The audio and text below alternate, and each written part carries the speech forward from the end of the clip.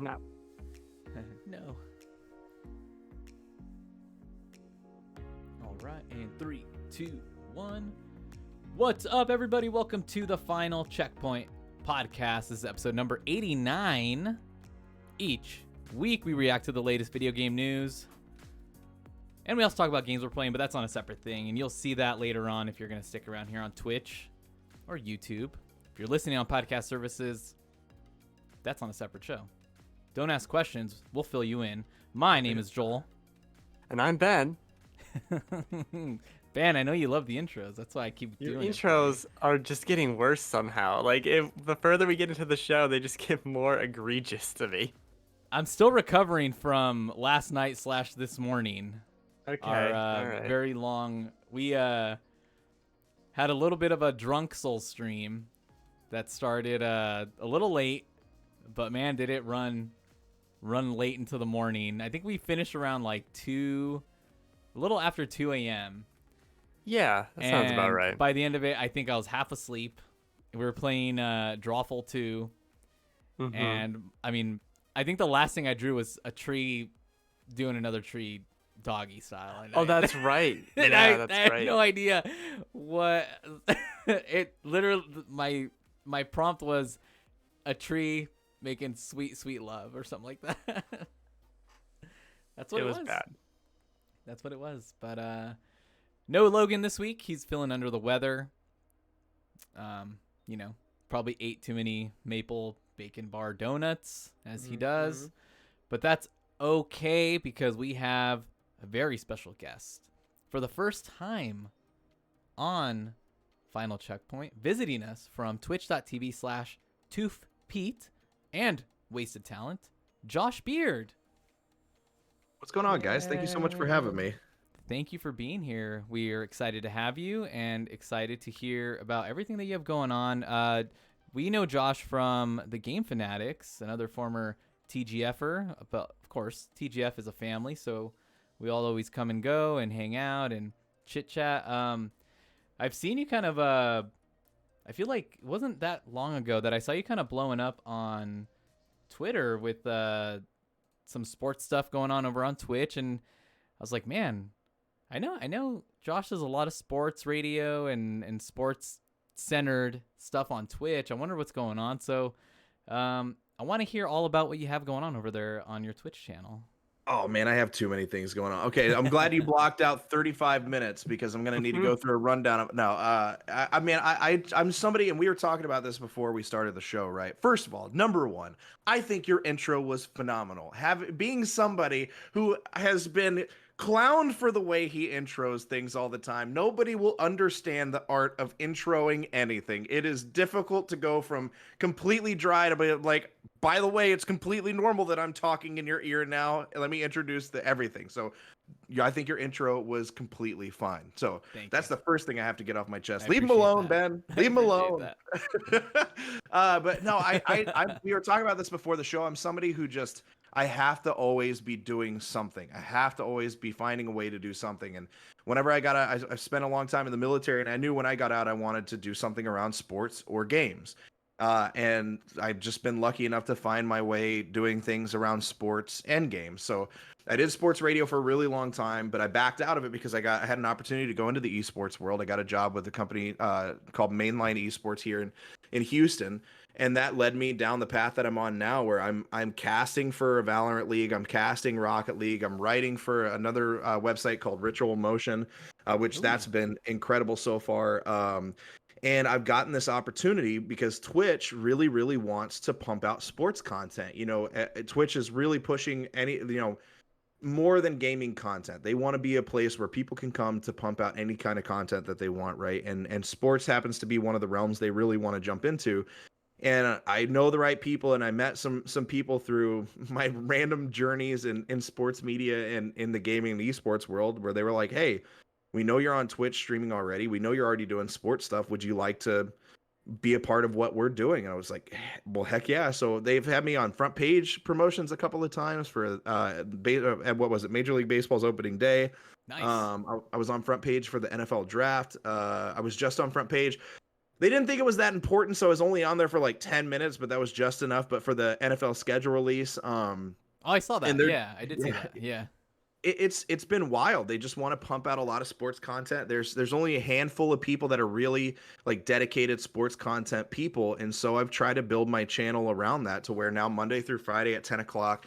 Some days I'll pull an audible and I'm like, yeah, I'm not feeling sports today. I'll play some games, which is the beauty of what I'm trying to create with my channel. But I usually Monday through Friday at 10 a.m. I try to do sports and then talk about sports, whatever the biggest topics are, and try to really marry what I did whenever I was in sports radio with what the world of Twitch is now, right? Where you Yeah. build a community and you interact with the people that are coming in. Where when I was on when I was working in radio, it was just me screaming in I don't even know how many people's ears, right? It was just like, why are the Texans and why are the Rockets, blah, and it was I had no idea how many people were listening. I had no idea, like we had a text line and things like that, but typically we don't sit there and watch it. But on Twitch, it's such a beautiful place where it's people are talking with me. It's a conversation. It's we all the content gets built around what the people want to hear. So for like the schedule release, it's like, look, I'm going to talk about the Cowboys because that's who I grew up loving. But let me know what team you want to hear about. What do you think about their schedule? Let me break it down. And it's just it's the perfect place for that kind of content. So that's what I'm doing. It's like a whole bunch of different things. And when my wife says she hates telling people, well, oh, what does your husband do for? She's a teacher and she's like an actual real adult, and she has her friends ask, what does your husband do for a living? And I tell her just tell him I'm a writer. Just say I'm a writer. And but she's like, no, my answer is always just yes. They ask, what does your husband do for a living? And I say yes because you do 60 different things. Yeah. So yeah, but I'm doing a lot, but I'm having fun doing it, and I really think that the sports stuff on Twitch combined with the gaming and esports stuff that I already do, is really it's primed to continue to grow and get even bigger. Awesome.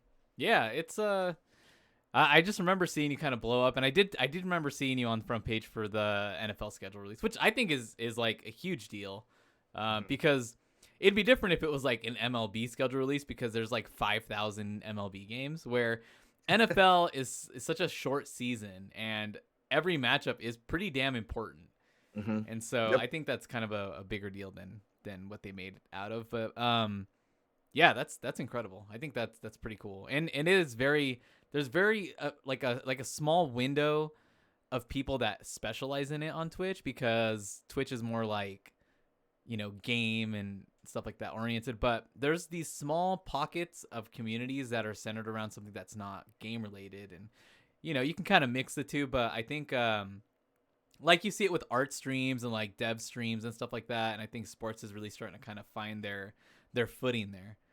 And I think it's pretty cool. I think that's such a smart play there. And esports is something that's kind of esports has always kind of been huge, but I think it's really found such a home on Twitch, especially. Like I watch a lot of League of Legends on Twitch, and so I'll watch a lot of the esports there. And then Valorant is pretty entertaining to watch. The one thing I couldn't really get into was like Overwatch because there's just too much going on and it makes my eyes It's hurt. hectic, yeah. Yeah, Yeah, it's I don't yeah. blame you. It's crazy trying to watch it. Like I every time I've tried to watch the Overwatch League or any kind of competitive Overwatch at all, it's like I'm about to throw up, guys. Like I don't even I'm know getting motion what's sickness. happening. Yeah. I can barely handle playing it. Yeah, Making exactly. my eyes hurt. I can't handle play. I have to close my eyes when I'm playing Roadhog sometimes. Like that's not. I don't want to Yeah. do this. I can't watch people play this. But yeah, and the beautiful thing too is there's such a marriage, and this is I've maybe I'm a little biased, right? And and maybe I'm just a little insulated to the world that I've created for myself. I like to tell people I'm a stained glass or not stained or yeah, I'm a stained glass window. There's not like the thing. It looks like I know a lot. It looks well. It doesn't look pretty, but like it looks like I have a lot of depth to me, but I don't. There's nothing behind there. It's just a bunch of colors flashing in your face, but it's just there's nothing behind there. It's sports and video games. That's all I've got. But me insulating this world for myself, I do feel like there's a lot of marriage between the gaming world and the sports world. A lot of gamers love watching sports. They have their favorite teams, and a lot of sports fans are gamers too. And so it's a little niche trying to create those, like bring those two worlds together, but I think it's a lot larger than people realize because you know the stereotype of your average NFL fan is he likes to drink beer and barbecue and do woodworking and create wallets. I don't know, whatever. But but then there's always the random stigma of what the gamer is, right? We're all just drinking Mountain Dew and eating Taco Bell. Like it's the Yeah. stupid things We're that all that people guy have from shown. South Park. Right, exactly. Yeah. And so it's so much more diverse than people think. And Yeah. there are so many different ways that those two sides are married together. And so it's been cool trying to, you know, see those two worlds show up where some people that come in from my sports streams, they're like, oh, wait, you play Valorant? Oh, wait, you play Destiny? I want to watch that. And Yeah. they'll stay for that and vice versa. And it's been really cool to see. Yeah, I always I hate seeing like when people that aren't into video games when they say like when you watch people play games how much of a waste of time it is like and then there's people that like it's the same thing you sit there and watch people play sports, right? Like and I always draw like when you think about the commentators, like I think about the comparisons and how similar they are when you watch someone who's commentating on League of Legends.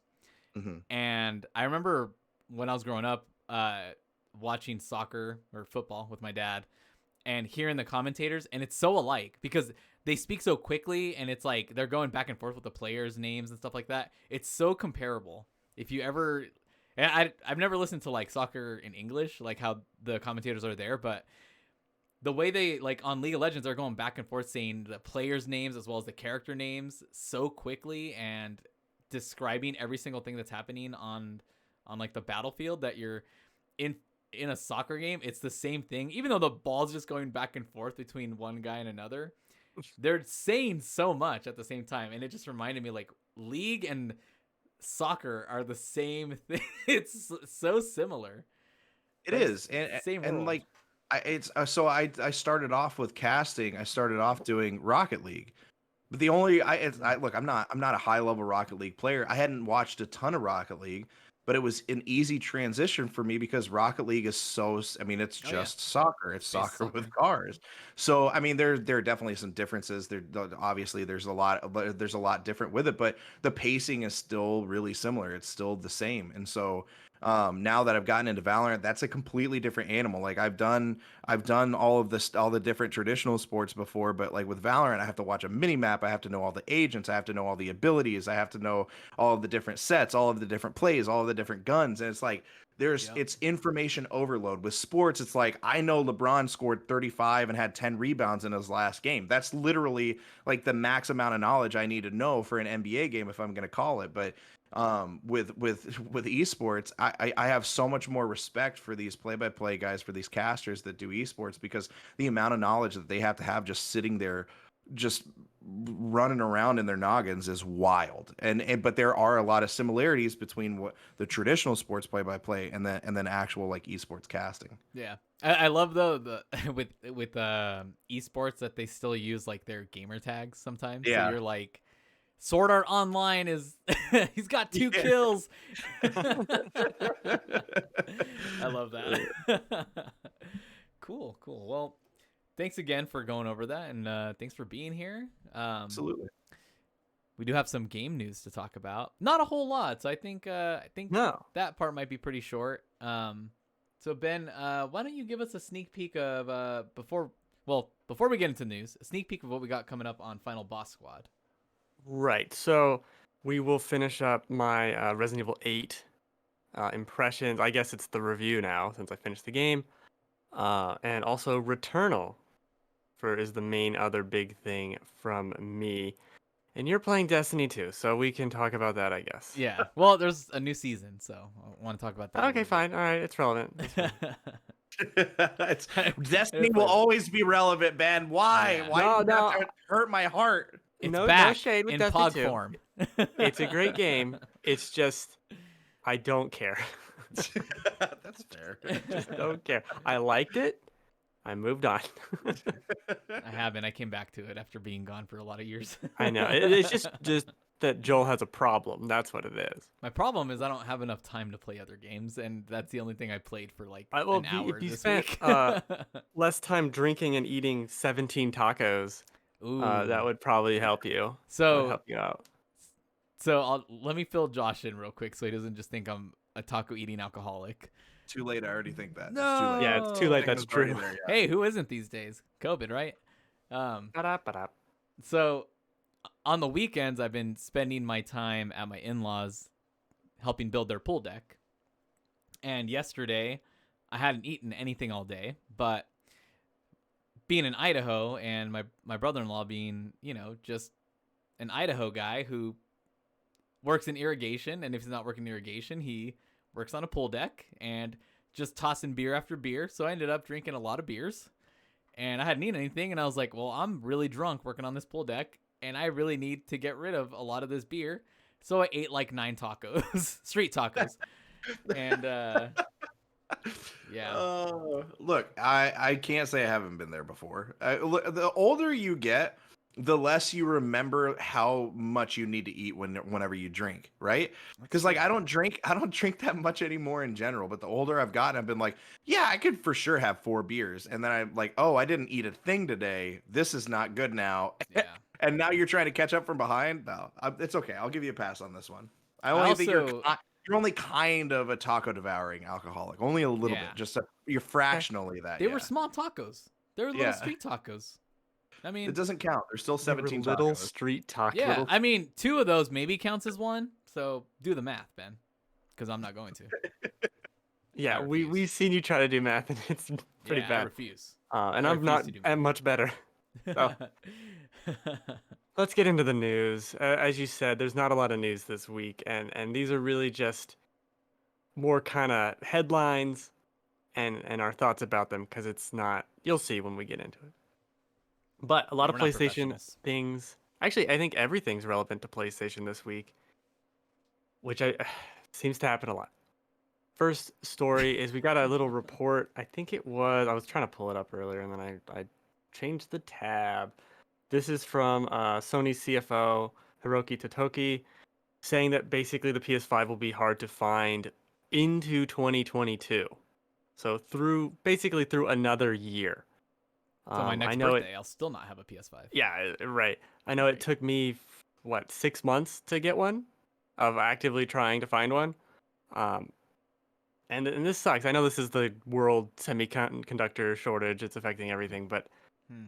I really wish it wasn't so. I mean, it's great for them, I guess. They're selling everything they make, but it really sucks for consumers, and I wonder if they're ever gonna, like, this is so unprecedented. There's been, I don't think we talked about it, the reports that they're going to redesign the internals with slightly different components in order to better fulfill this demand. Now, does that mean we're gonna get a shittier version of the PS5 just so that? That was my concern, actually. Yeah, I was like, I don't want this one. Give me It's the slightly original one that's different. hard to get.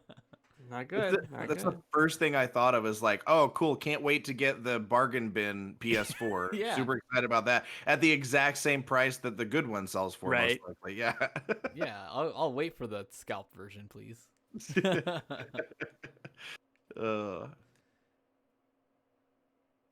Josh, do you have a PS5? No, so I've got an Xbox Series X. I originally had both of them pre-ordered.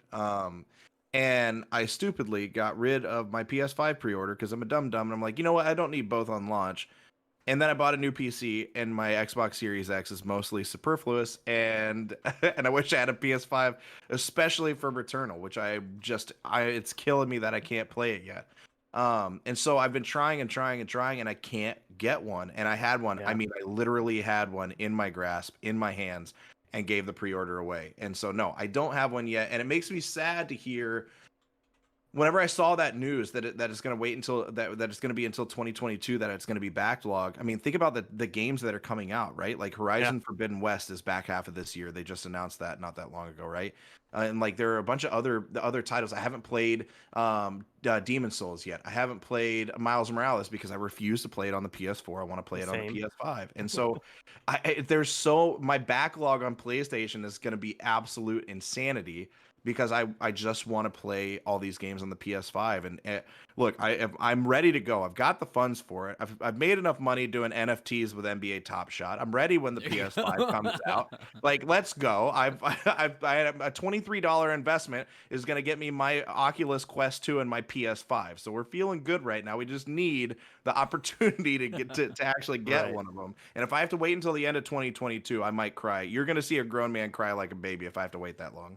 It's pretty bad. I always said on the show, it's never been harder to give someone $500 as it's been for this PS5. Yeah, Well, yeah, I mean, exactly. you've seen it. Sony released it in China. They don't want our money. Okay. Wow. Joel. Wow. I'm just saying, where'd they get those PS5s? I mean, they had to come probably from the factory in China, to be fair. Just hold on to those, guys. And those are for you. Those are for you. Somehow you can afford them with your slave wages we give you at the fucking factory making these things. It does suck. I wish it wasn't so. It is funny how the narrative is very much Sony and PlayStation centric. Can't find a PS5. You also can't find a Series X. Like, it's still the same kind of thing. It's just the fervor isn't there. And I It's do not think there whining is. as loud enough when we're trying to find Right. Xbox. We're just I Oh, think well, there got my is PC. a Sony bias, and like with a lot of media, it's Mhm. very Sony heavy. There's not a lot of Xbox people. I think that's just why. Also, they did win. I mean, there's like 110, maybe 120 now PS4s out there, so PS5s? that's a lot. PS4s? PS4s. There's about Oh, what was it, 120. about Oh, 120 mil. million? Did I not say million? Just say No, 120. you just said 120. I was like, what are you talking about? I was like, damn, man, the numbers are way lower. I could sell mine for like three Crazy. times the cost. Well, Yeah. and I think part of it too is just like there are actually titles to play on the PlayStation right now. Like I'm Yeah. an Xbox fanboy through and through. I always will be. And people kill. I have friends that are Sony bros, and they love their PlayStation. I have a PlayStation 4. I like it, but I'll always be Xbox first, which led me to getting the Series X over the PS5. But the fact that the Halo Infinite got pushed back the way it did, right? And there was no real title on Series X at launch, and there still isn't. So PS5, they Ratchet and Clank's going to be coming out soon. They've got Returnal out so now. You can play Miles Morales on that. You can play Demon's Souls. There's a reason to have a PS5 right now, and I think that's where a lot of the hype comes from for it, because they're like any of the games that you could play on the Series X, you could play it on the PC too. And I played, oh my god, I played my sad little heart Cyberpunk 2077. I played it on the Series X instead of the PC like a dum-dum. But I had to justify purchasing a Series X, so I played Cyberpunk on that. Right. I played Valhalla on it because I wanted that on launch when I got my Series X, but I could have easily just done Plus or Ubisoft Plus and played it on my PC. And now I've got this brand spanking new, clean, beautiful desktop that I want to play everything on. And there's no real reason. PS5 PC is the setup for right now. And there's a lot of hype and a lot of buildup for Microsoft, but it's not going to pay off just yet. And so Right. that's why the demand is just higher for PS5, and people like me me and Joel are just sitting here waiting like, okay guys, it'll be our turn Yeah. soon, I guess, maybe. I'm like sitting there looking at my PlayStation 4, not wanting to turn it on because it sounds like a jet engine. Oh, I was so happy to get rid of my. I mean, I was so happy. You turned it turned on mine- and just released it, and it went flying out the window. Yeah, just let it go like a dog on a leash. Bye, fly, PS4, You're fly, free. you're free now. I have turned mine- I have a question to present. Okay. As you know, since you guys are more Xbox leaning. Sure. Now that actually let me hold it for a later news story that we have. Oh, the last Jeez. story. Perfect. Yeah, let me hold it. Right. Let me hold it. Let me hold okay. it. Sorry. Oh, that was fine. a tease. Oh, Oh. you're teasing me. I the forgot one we thing had I that. was I forgot we had that. gonna- So The one thing I was gonna say is I turned on my PS4 the other day to play some Ghost of Tsushima more, just to be like, okay, I want to play Legends mode for a little bit, and I turned it on. It was like night. My wife was trying to go to sleep. It literally woke her up, and not the turning on sound. It was just the PS4 being like, I just woke her. Yeah. She's like, you have to stop playing. I'm like, all right, I need a PS5. let me put my PlayStation outside when so I can play it. Yeah. Right.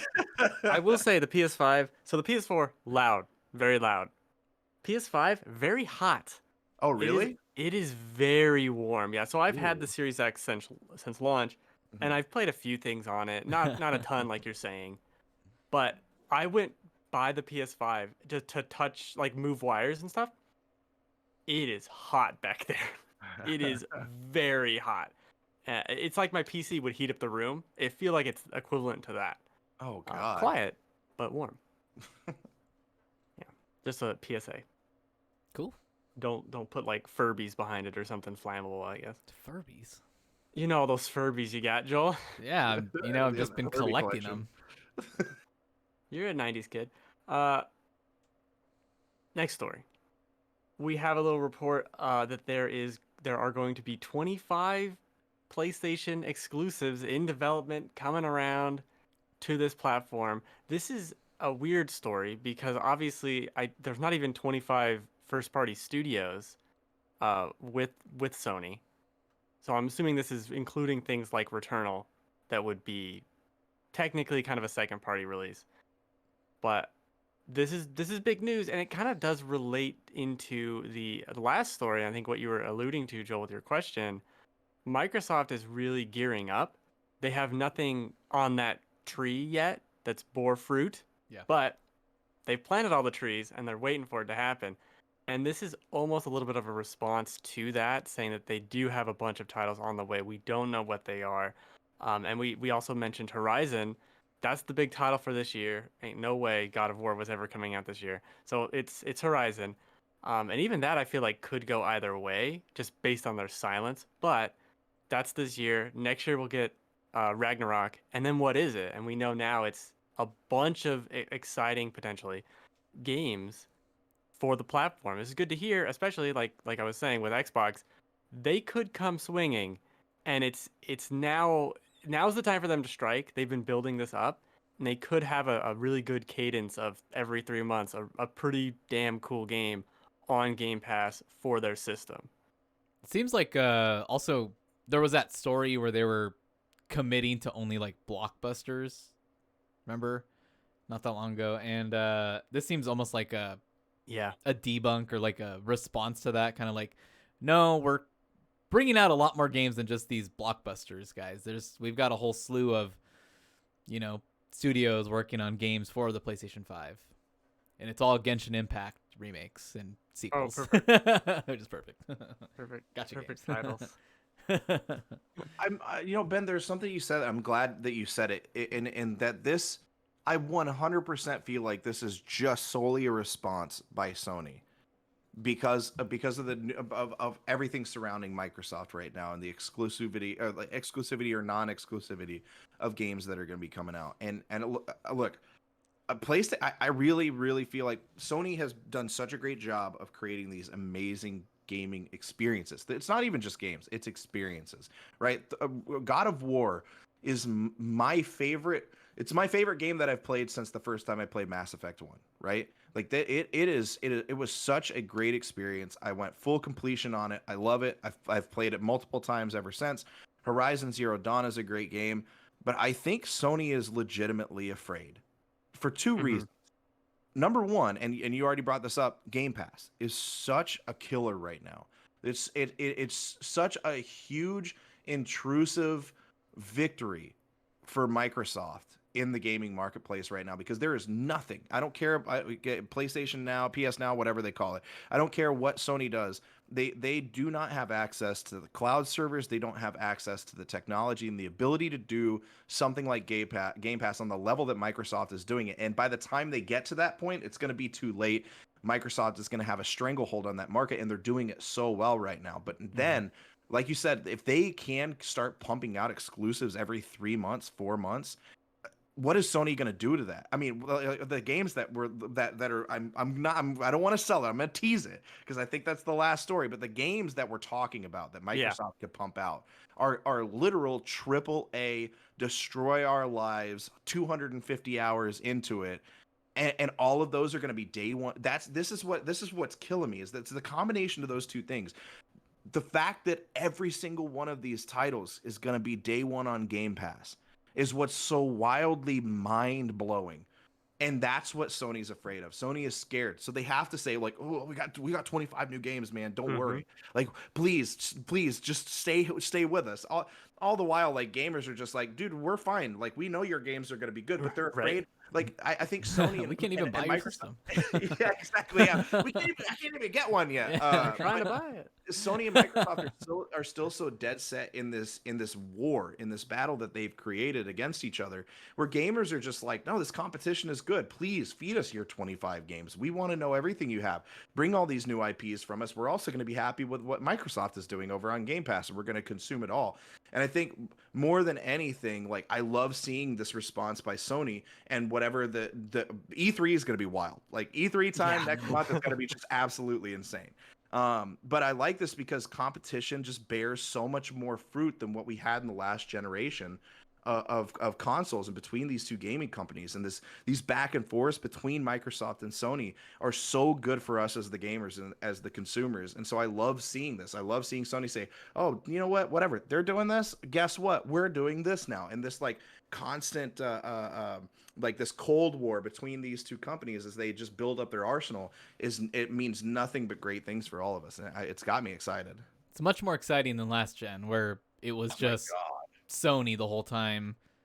Because that got Right. kind of boring. Because kind of like, well, now they're just I mean, even though they did continue to release, like Sony kept releasing great things, Hmm.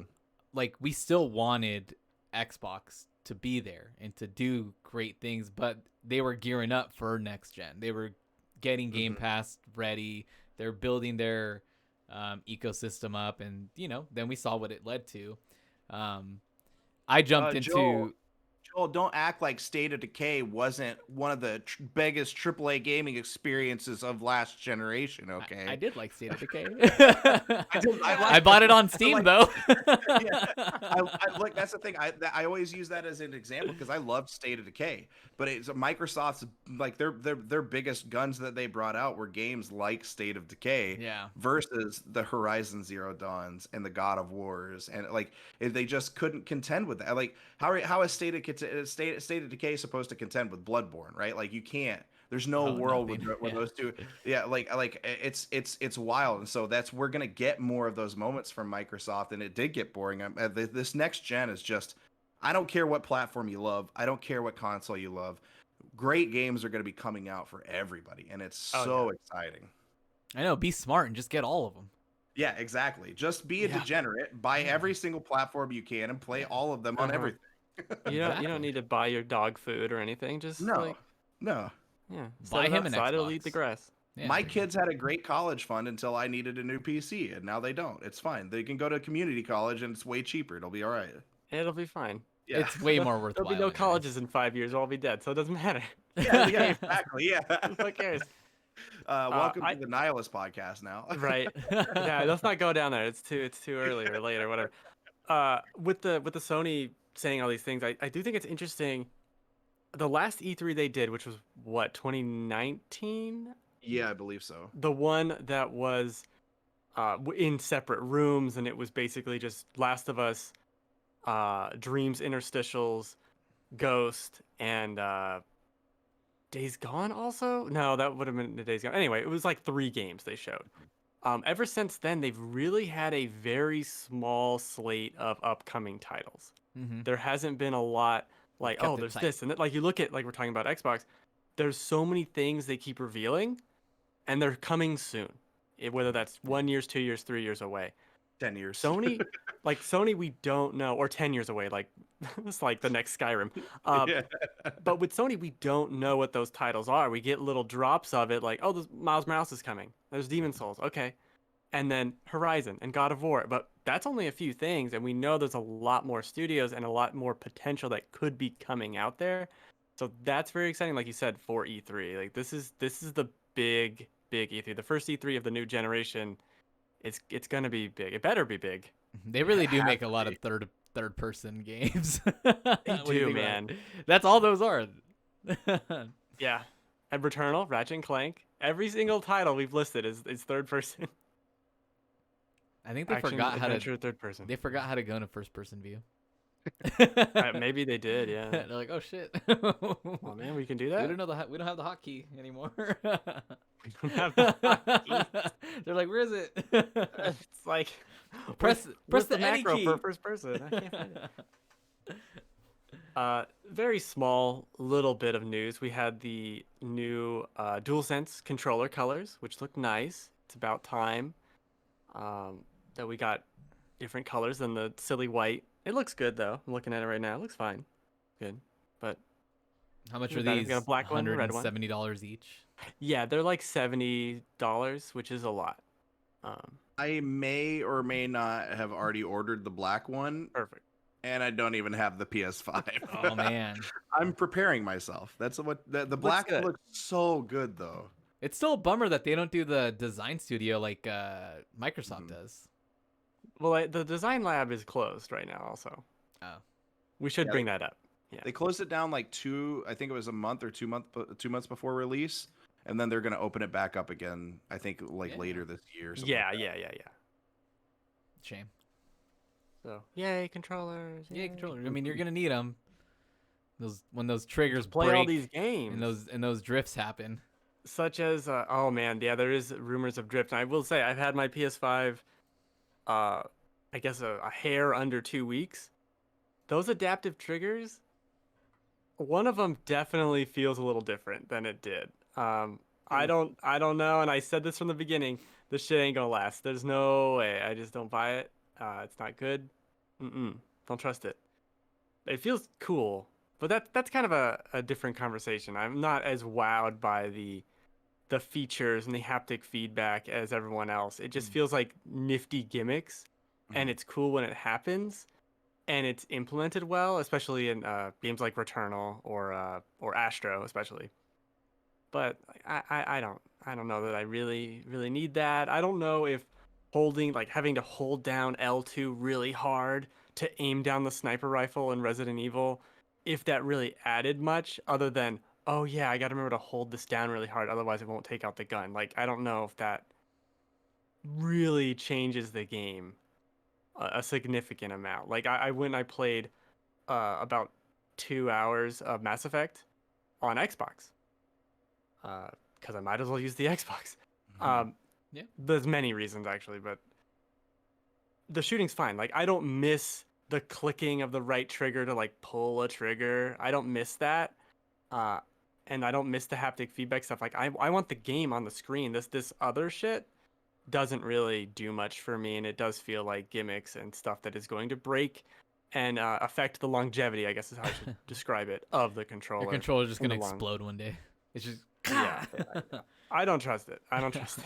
Your But character's I gonna be am old holding a man, grenade, yellow and it's just gonna happen. Yeah, you pulled it too hard, and it actually did pop, and now it doesn't do it anymore. Well. Okay, final bit of story that we've been teasing and dancing around. We got the tweet heard round the world from Jeffy Grubb from GamesBeat. Or VentureBeat? No, GamesBeat. Saying that Starfield, the upcoming Bethesda title, is 100% going to be exclusive to Xbox/PC. This goes into the conversation we've been having this entire show.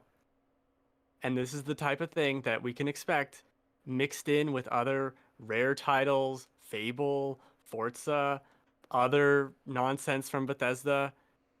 This is really big, and this is why PlayStation had to make that announcement, has to come strong, because I feel like they're playing, there's kind of like the traditional console wars of, we're going to do this, they're doing this, we're combating it back and forth. Microsoft basically said, we lost 5 years ago. We lost. And we are going to gear up, not for next season. You see this in sports, right? Where it's about like the dynasty. It's not about the next season. It's about getting draft picks and stuff over years. They were building up years and years and years and years and years to deliver now. And that's what Sony's scared of. And that's what they should be scared of. Because, like I mentioned, the fruit on that tree is going to start dropping down on people. And it's going to be potentially bad when you can look at it and say, do I buy a PS5 and I could buy Returnal? Oh, it's $70. I want to play Ratchet. Oh, it's $70. Or I could buy an Xbox and Starfield is on a game, and Halo, and on the new Fable and all these indie games. Like, yeah, the choice, there isn't a choice there. There is a decision made for you, and that is unless you have a bunch of disposable income or are crazy like us, you're buying an Xbox. Yep. Yeah, the casual fan, like the casual gamer, if they're looking at those two financial propositions and they're saying, I can buy a PS4 and I can buy these same games for $70, or I can buy the Xbox. Oh, wait, I can finance the Xbox plus Game Pass Ultimate, and I'm only paying. Wait, I'm not going to pay more over that time for those two. Like, you get the service and the console paying over that 2 year span, and you're actually saved money versus if you just bought it outright. I think it's like a $10 difference. So you pay like $10 or $15 less by packaging, bundling it, and financing it, and that you say, oh, for at least that 2 year period or beyond, if I continue to pay the $15 a month, I can play Starfield day one. I don't have to pay the extra $60. I can play EA plays a part of it. I can play Madden if I want to. I can play. I imagine at some point the Mass Effect Legendary Edition is going to come out on it. You know, obviously it wasn't a day one. Made me very sad in my little gamer heart, but it's okay. But like, you could play EA games on it. You could play. I'm telling you, I predicted this. So one of the other podcasts that I do is the 1v1 podcast with my buddy Jake, my old Air Force buddy. We predicted this on our show. Ubisoft Plus, and there are rumors out there right now, Ubisoft Plus will partner with Game Pass the same way EA Play did. We're going to see Ubisoft Plus become a part of Game Pass, and it's only a matter of time. It's a matter of it's a matter of when, not if. And you're going to see here's this. I like the sports analogy on this, and I've used it a lot, but I think as you said it, I just thought they didn't prepare for the future. Microsoft said, no, we're changing the game. We've been playing basketball the entire time. No, we're playing football now. We're changing the game on you. This isn't. Yeah, we might do the exclusives thing, but this isn't just going to be exclusive single player games. Now we're completely changing how the marketplace works. We're changing how the consumer consumes games. And Phil Spencer, for all of the warts that he does have, his vision of allowing gamers to play anytime, any way, anywhere they want, on a platform that allows them to play these AAA titles on launch. And I always say free with Game Pass, and people kill me for it, but it's like, it is free with Game Pass. It's not, I'm I'm paying for the Game Pass service, right? But I'm playing these games that are coming out on it and I don't have to pay extra for them. That's a true analogy, because with Disney Plus, right, you get those extra movies where you have to pay an extra premium. You can't say free with Disney Plus for those movies because you pay an extra 20 or 30 for those movies, like Mulan when it first came out, right? Exactly. Yeah, so you could say free with Game Pass because if you have Game Pass, it is free. You're paying you're paying for the service. My money is going towards my Game Pass membership. It's not going to, I guess in a roundabout way, it's going towards these games, but it's not just going towards Starfield. It's not just going towards MLB The Show. It's not just going towards all these other games. It's going towards a library of games that Microsoft is accumulating and bringing forth. That's just, they're dropping nukes on Sony's head, and Sony is there. I can't imagine just the realm of panic Sony has been in ever since the announcement of Game Pass being a thing.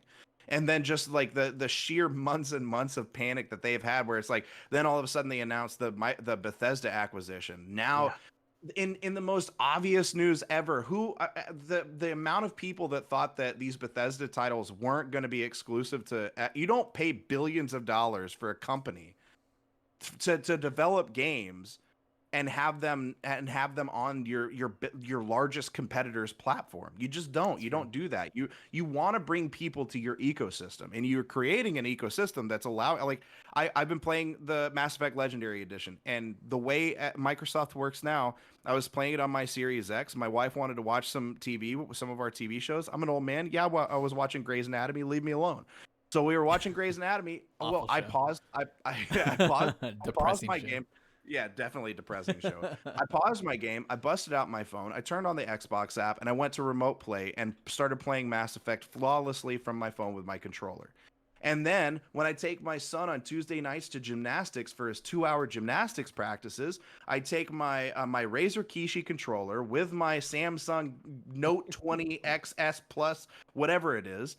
I connect that bad boy and I knock out my weeklies in Destiny on freaking on an LTE mobile network or on 5G sometimes, depending on where I'm at. But this is the ecosystem that Microsoft is allowing us to play in, where at some point, you can access. Imagine this world. This is the future, and this is how Microsoft has changed the game. Imagine the future where you're sitting at home and you're just chilling playing Starfield. You've been playing it for a couple of weeks, but crap, now I have to go out of town. Well, you don't want to take your console with you. It doesn't matter. You can take your phone with you. Or what if this is a future? You take your Switch with you. Because I'm telling you, it's coming. Oh, I It's hope coming. so. Game Pass it's only a matter of time. But they've created this ecosystem where you can take your laptop with you. You'll be able to play Game Pass, or you can remote play from your Xbox. I had some family stuff going on, so I had to go up to Dallas recently. I wanted to keep playing my games, but I wanted to play games that were on my Xbox.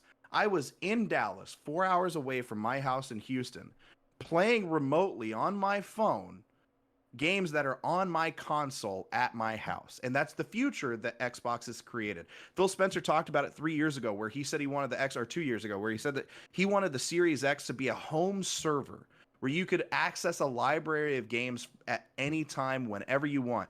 The play has never always been about Game Pass. It's been about Game Pass, yes, but also all of those AAA titles that you want to play, the Cyberpunks, the any other game that you can't access from the the xCloud, from the xCloud app. You can still access them on the Xbox app from home and play them almost as flawlessly as you would on regular cloud gaming.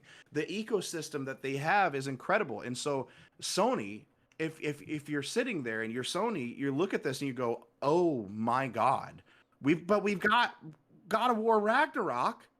And we've got Horizon Forbidden West, guys. I mean, yeah, it's gonna be $140 between the two of them, but we have them. Don't worry.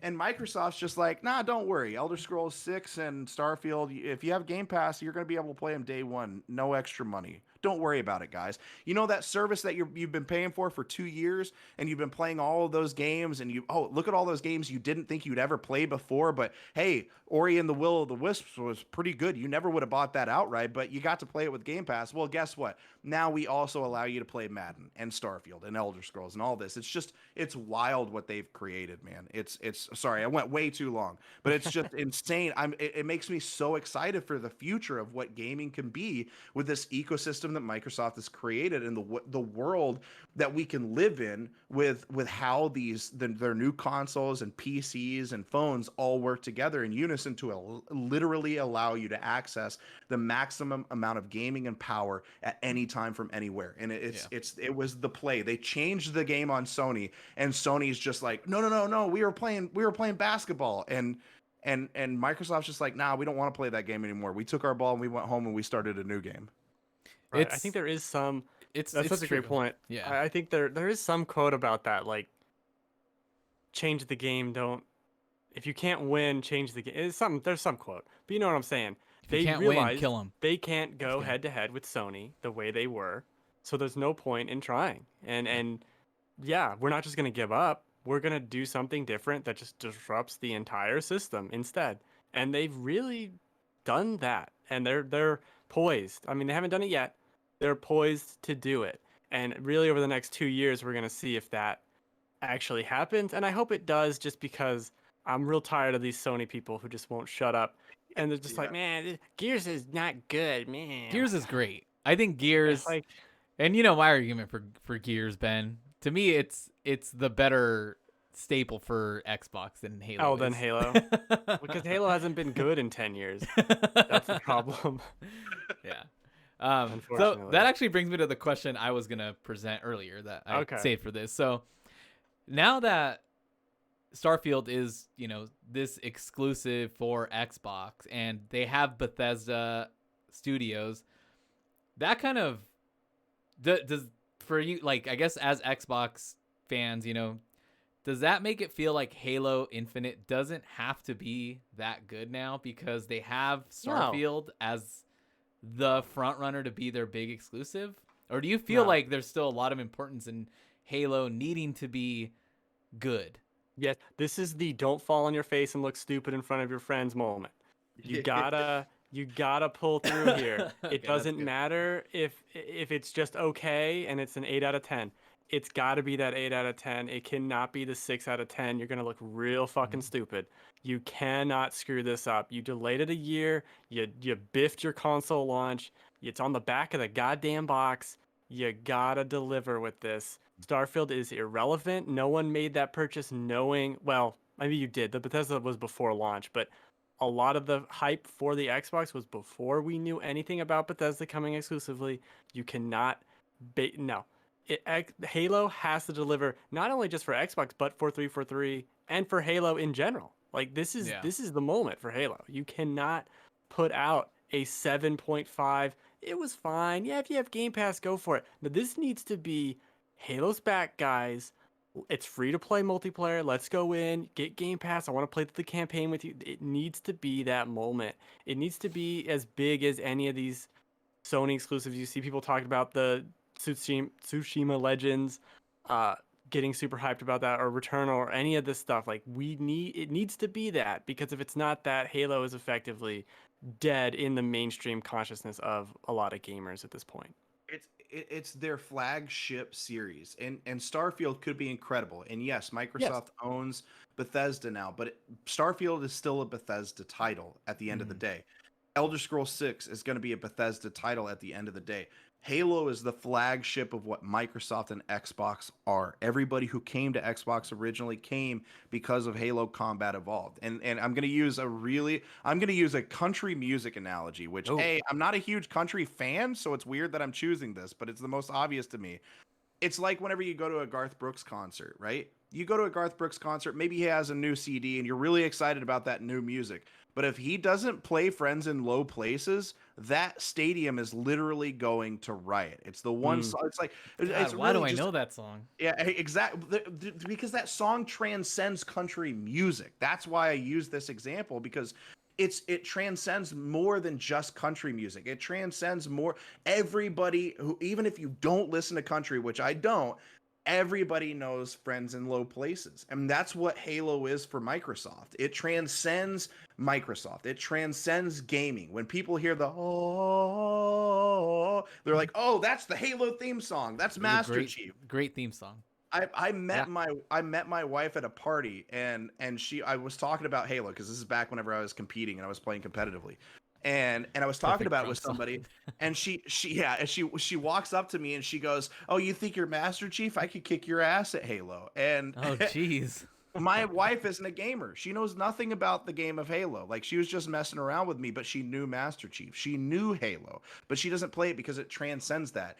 And if Halo Infinite, the flagship franchise that transcends gaming in general, that transcends Microsoft and Xbox in general, if that comes out and it's a flop, that is a huge, huge failure for Microsoft. And with all of the goodwill that they've gotten from Game Pass, that for the Bethesda acquisition, if Starfield is great, it diminishes all of that pretty substantially. Like they don't fail because of it, right? But it diminishes all of that goodwill substantially if their flagship franchise they can't even get that right. So then Mhm. then the Xbox fans, me, I'll be a part of this. Sony fans, the game journalists, they're all going to come out and be like, well, how can Microsoft, if they can't even make sure they get their Mm-hmm. main game right, how can they get anything else right?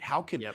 Do we trust that they're not going to screw up Bethesda somehow? Like, is Microsoft going to Activision Bethesda the way Activision did it to Blizzard? Like, are they going to tear a once great studio apart and create gaming experiences that are subpar to what we expect from a studio like that? And so that's why they have to get it right. It has to Yeah. be, like Ben said, it has to be an 8 out of 10. Yeah, and it has to be in the zeitgeist as a positive thing. I bring back Yeah. the example of Cyberpunk, where my parents brought it up to me. They don't play games. Yeah. Yeah.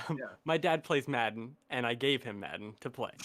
You know what I mean? Like that's What a what good and he'll son. sit there and he'll make players for hours and just make the whole team like versions of him or like weird people. And I'm like, okay, you do you. This is cool. I but love your dad. I do the same type of stuff. I've made the different versions of my personality, and like my running back super fat and short, and then my quarterback really tall and skinny. And yeah, he'll like, I made you this really tall black guy. I'm like, okay, all Yeah. right, that's whatever. Me and your dad are pretty much the same guy. Like, it's a really good wide receiver. I'm like, this is not a real person.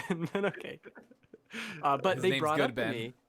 They brought up to me Cyberpunk because it was such a big deal. It was such a big controversy flop in a way that it broke through.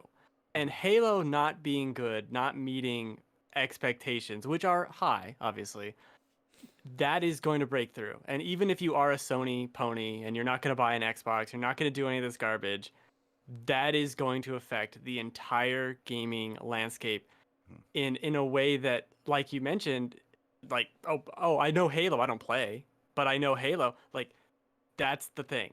If the only thing you know is Halo Xbox and you heard new Halo Xbox bad, that's not good. And that's your first big thing for the next gen, but also of this big grand strategy of having all these studios. And like I talked about, the potential of every 3-4 months having a title on Game Pass like this from one of your own studios.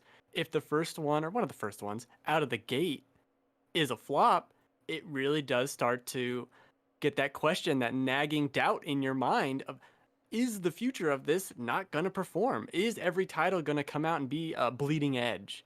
Like, that's not good. That's a really bad thing. Surprised you remembered that game. God, I really liked Bleeding Edge though, so I like it's fine. The thing about Bleeding Edge, to bring it up, everyone shits all over that game, and fine, whatever. It didn't perform. Oh, hit that.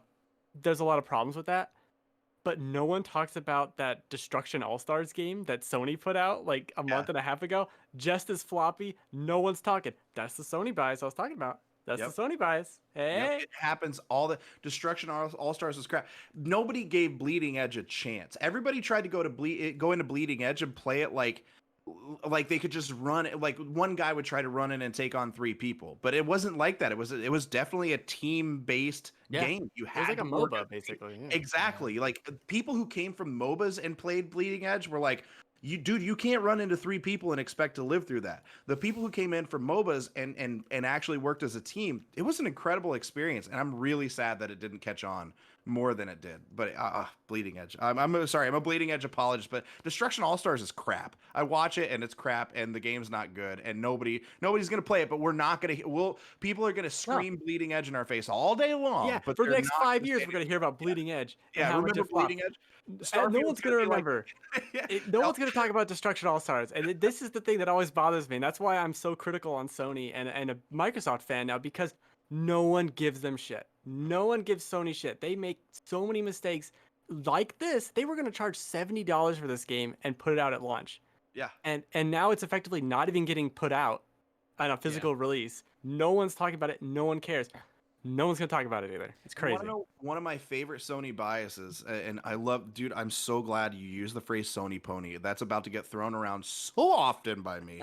But one of the worst Sony biases is they take a part of their ecosystem that is just god awful and try to play it off as a positive. So anytime you get into the Game Pass discussion, the thing that I see on Twitter, I see it on Reddit in personal conversations, like, well, dude, Sony has PS Now. And they've had PS, and PS Now is garbage. It doesn't, you can only stream. The streaming is so broken. They don't have any kind of good infrastructure for cloud gaming at all whatsoever. Microsoft has like literally the best cloud servers out there, other than maybe maybe Amazon Google or Amazon. Google, yeah.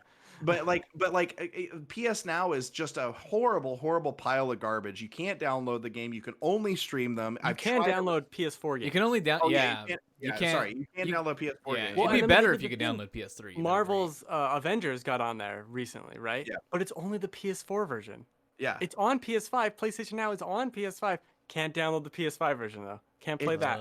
It's so bad. PS Now is not good. But like anytime you bring up Game Pass, those Sony ponies come out and they're like, the PS Now, and I'm like, it's not. Have you actually used it? Or are you just saying those words because no one's actually fucking used it? No, I've used it fairly extensively, and it's been not a good experience every time I've tried. Yeah. I don't know anyone that uses it as like a source of game, like to play games, like as their No, library. no. Like this is where I go to play games. PS Now, like it'd be like one of those infomercials where they pay paid actors and stuff like that. Like this is Yeah. where I go to play games. PS Now. It's like, you fucking liar. It's Marcus on the PSP. Like, You see the black, yeah. the black and white footage. Like, have you tried to play Xbox Game Like, Pass? Like, oh, no, the controller. It's like the red circle with the cross Yeah, through yeah. it. Internet's Try unplugged and they're PS trying to click the app. It's not working. it's not loading. The blue screen of death pops up. Oh, They're on the Switch. Why isn't it here? Yeah. on Nintendo. Have you experienced the red ring of death? That was 20 years ago. What are you talking about now? My I God. know. It's crazy how successful that. I mean, that just goes to show you how good marketing and releases can be. That you can have such a big blunder like that and still be the most successful console that generation. Yep. It's crazy. Well, Sony didn't help themselves at that time either by everything they did. It's And crazy. that's the news. Yeah. That's the news, everybody. Good news. Good news. Well, some of it's good news. For Xbox, I mean, Starfield, Oh, okay. that's incredible. Sure. I mean, good news for us, too, because I have Game Pass till like 2023. So, Yeah. Right. good. Good Did there. you also get the 50 years of Game Pass for $1? Because I did. So, it was I an wish I did more. I accidentally got Game Pass for that long. So what happened is we got an Xbox One S for my kids like 2 years ago for Christmas. And I bought I meant to buy like a year's worth of Game Pass Ultimate. And when I got back from GameStop, they had given me only like regular Game Pass for like 3 months. So I went back and I said, "Hey, this is the wrong thing." And the guy got like, I don't know if he thought I was angry or something, but like he refunded what he gave me and messed something up in the system and printed me out like a receipt with a code. And when I put it in, it gave me till like, I think it was like December something of 2022. Oh my God. Like December 21st. That's incredible. Yeah. So I was like, all right, All right, fine. I've just got Game Pass forever now. sounds Yeah, good to thank me. you. Sounds great. So now I love Xbox. Cool. Plus, I've enjoyed it. I never really had an Xbox. The only time I had an Xbox 360 was to play Mass Effect 1 and 2, and then they announced it for like PS3, the Mass Effect 2 version, and I was like, okay, cool. So then I played it there, and then when we got the Xbox One S, I was like, okay, cool. And I played it here and there, and then I've been playing a lot of Game Pass on my PC, and it's like, man, I like it. Game Pass for the PC is just, yeah, the UI is not great, and I wish the No. Microsoft stuff was better, but it's been so good. It's gotten a lot better now, and I mean, the one thing I'll say is I've been able to try more games than I normally would, Mhm. and that's enough for me because I mostly got it for my kids, and now they have their own PCs, so they like don't play it as often. So, but I was able to play like MLB The Show 21 like day one, which was awesome. I got to play Destiny Beyond Light like day one because they had all the expansions on there for free, and it's just awesome. And then I'm waiting for xCloud on iOS eventually here, so I can start playing Octopath Traveler.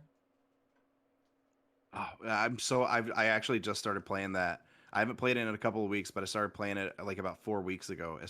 I think it was like 4 weeks ago. It was a couple weeks after it came to Game Pass. So good. Never thought in a million years that a game that you would play on Nintendo, I'd be able to play it on my phone or on my Xbox or on my PC. It's wild. Yeah, I think I'll mainly use xCloud for RPGs. Yeah. Oh yeah, Mhm. for sure. But yeah, cool. All right. Well, I think that's for new games that are releasing. I guess really the only thing is Mass Effect Legendary Edition, right? Oh, that's right. We were gonna do that. Yeah.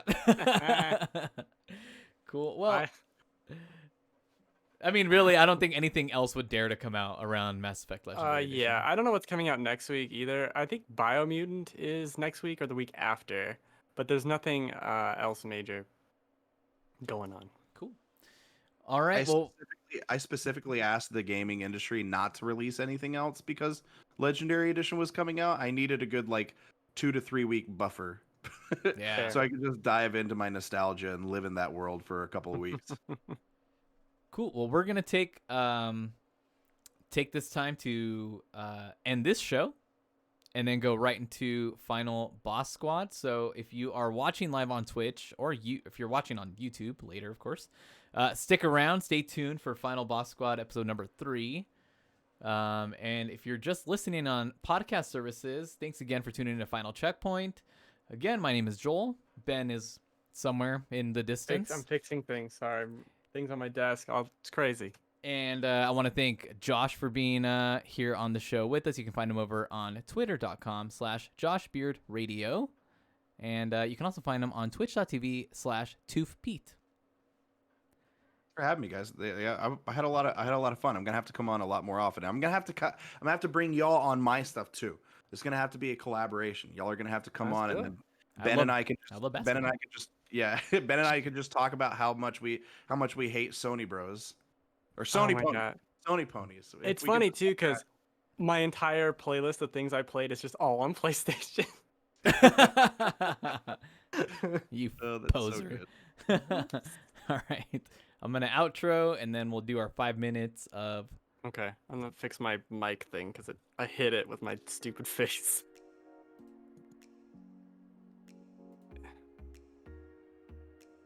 Doesn't.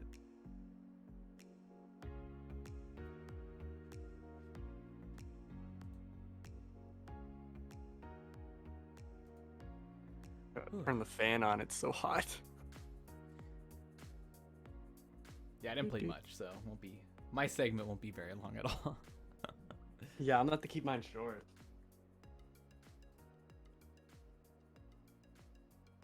I'm confused. So I looked up. I'd be like, yeah, what games are releasing Oh man. this month? But I see Baldur's Gate Dark Alliance, but that can't be right.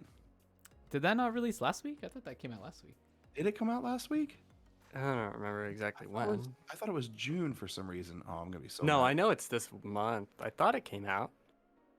But the only other thing that I could think of, like Hood Outlaws and Legends came out, but I played that like 3 months ago in closed beta, and it's just not a good experience. Oh. I get with the stuff that they were trying to do, but it's not fun. Maneater on the yeah. Switch comes out this month. That's exciting. Did y'all ever play Maneater? No, I No, haven't I on PS haven't. Plus. Dude, it's I so wanted to play stupid it. fun. I heard it's really fun. Yeah, it's just like it's just that dumb amount of fun. Like you can get essentially gear that you make, you turn your shark into like an amphibious shark, and so you can last longer on land. And you just like roll around on land and just eat a bunch of humans. It's hilarious. It's so good. Nice. Yeah, I've heard it's really fun. I'm gonna have to check it out. It looks like just a fun game to play. Mm-hmm.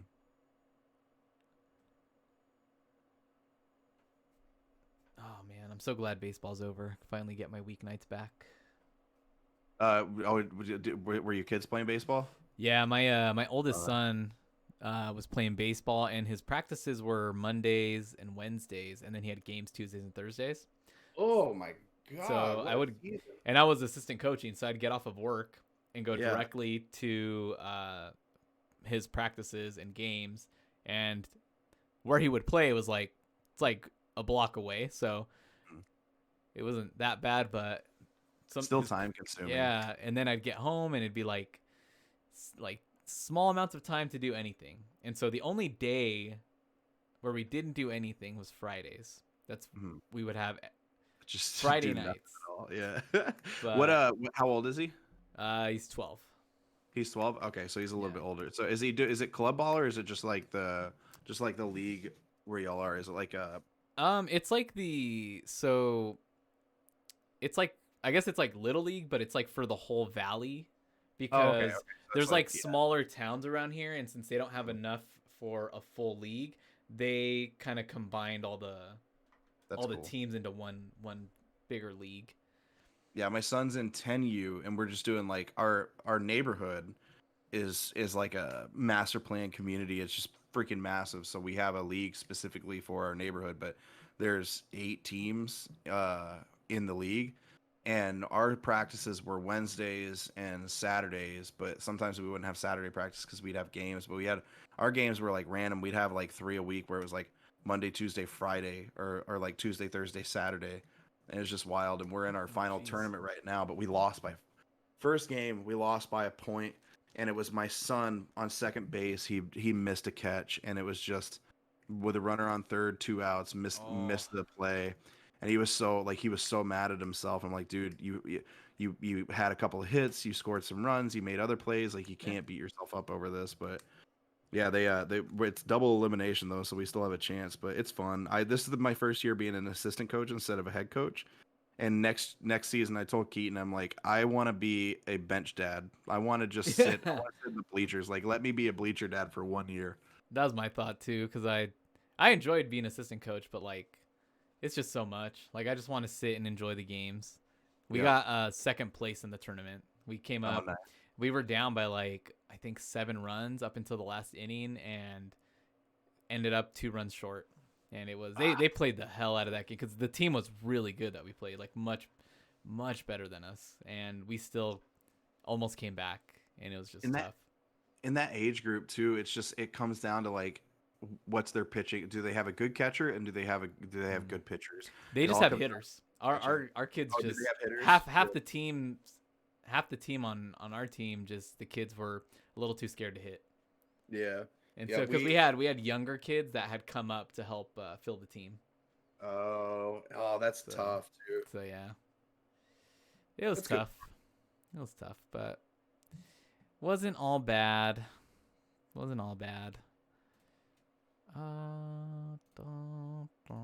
Hey, look at that! It just transitioned over perfectly. Cool. Everything worked. I like just popped up the video and everything worked. It was great. All right. It never happens. Not Cool. for you. Not for me, that's for sure. Cool. All right, well, we're just going to jump right into it. What's up, everybody? Welcome to episode number 3 of Final Boss Squad. This is a show where we talk about all the games that we played this week. You can find it on the Final Checkpoint podcast stream or feed. I always say that. I always say stream. It's on the same stream, whatever. It's on the stream too. It's on the stream. It's on the feed. Mm-hmm. Just get into it, man. Cool. Well, my name is Joel. And I'm Ben. And we are joined by Mr. Twitch.tv/ToofPete, a.k.a. Wasted Talent, a.k.a. Josh Beard. How's it going? It's going great, man. I'm excited. Thank you for having me on the stream feed, the feeding of all the streams, all of the stream feeds, all of the You know what? That's what I'm going to say from now on. Thank you for having me on all of the things this week. Yeah, we're just feeding you to the stream. How about that? Yeah, exactly. Ooh, yeah, there we go. There Perfect. we go. Like an Better than eldritch feeding the stream. beast. Yeah, better than feeding the stream to me because I'm trying to lose weight, and so I don't need anything extra. Thank you very much. I just had 9 tacos yesterday. I know, the 9 tacos. You see the previous show with the 9 taco story. Yeah. And the night before that, I had almost eaten an entire large pizza by myself after the kids' You championship just make game. it worse. What are you doing? What are you doing now? What are you doing with yours? If I ate a whole pizza, I'd be down for a week. Just nothing but gut problems for an Dude, entire. Yeah, that's not good. I don't know. I'm a mess. I don't know. I don't even know. I'm a mess. I don't know, guys. At least you admit it. At least you know. Yeah, you're aware. I don't know. So I eat better during the week while I'm working because I'm on a schedule. Once I'm off of work and there's nothing controlling my schedule and my routine, I'm a mess. It's just a disaster. All right. I can't take care of myself if there's no time constraints. Pregnant pause. Okay, cool. Yeah, there you go. All right. So, in case you missed the previous show, we talked a lot about Game Pass, PlayStation's shortages going into next year. And why they suck. Why they suck. Also, why they could not suck with their 25 new exclusive titles coming. But that's the news portion. That is Final Checkpoint. This is Final Boss Squad talking about the games we played this week. I'm going to kick it off because I played way too many games this last week. I think the best way to start would be with Resident Evil Village. Takes a village. Where I finished it Oh. earlier in the week, and oh man, feel free to ask questions too. But one thing I think about often with games and with movies and media in general is w- like going in without watching the trailer and not knowing what to expect and being surprised by everything. With Resident Evil 8, I'm wondering if I had watched the trailers, if I actually had been paying closer attention, if I would have liked it more. Because I feel like not knowing what it was going to be and kind of, oh, it's in a village. What is it? There's a castle. What's going on here? Oh, I don't know. I don't want to watch the trailers. I don't want to see any of that. I built it up more than what it was. Whereas if Oh. I had watched the trailers, I would have kind of known, oh, okay, it's going to be this. I'm expecting too much. Dial it back. Um, so it took about 13 hours to finish. I explored a lot, did a bunch of the game. You go back to the village at various points, and you get, oh, now I got the key for this or the winch to open the door.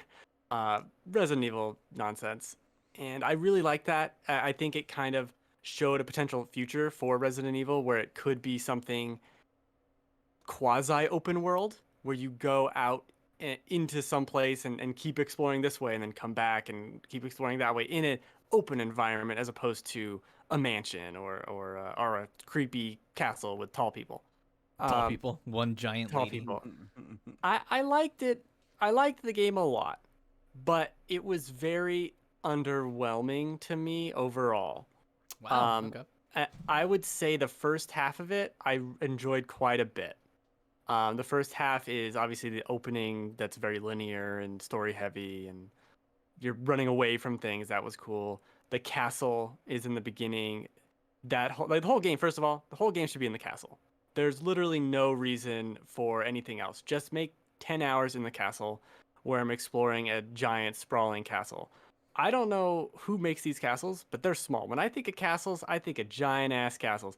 This castle is like 3 floors at best and maybe 20 rooms.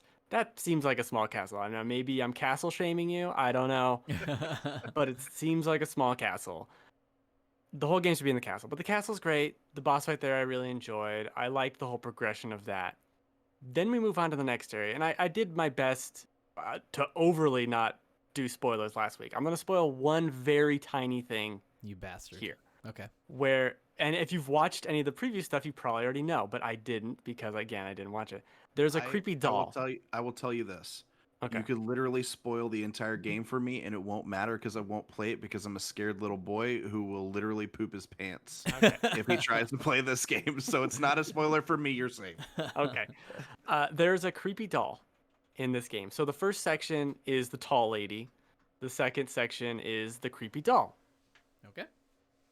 And that's basically what I'm telling you. So creepy doll brings in a lot of horror tropes and expectations with it, right?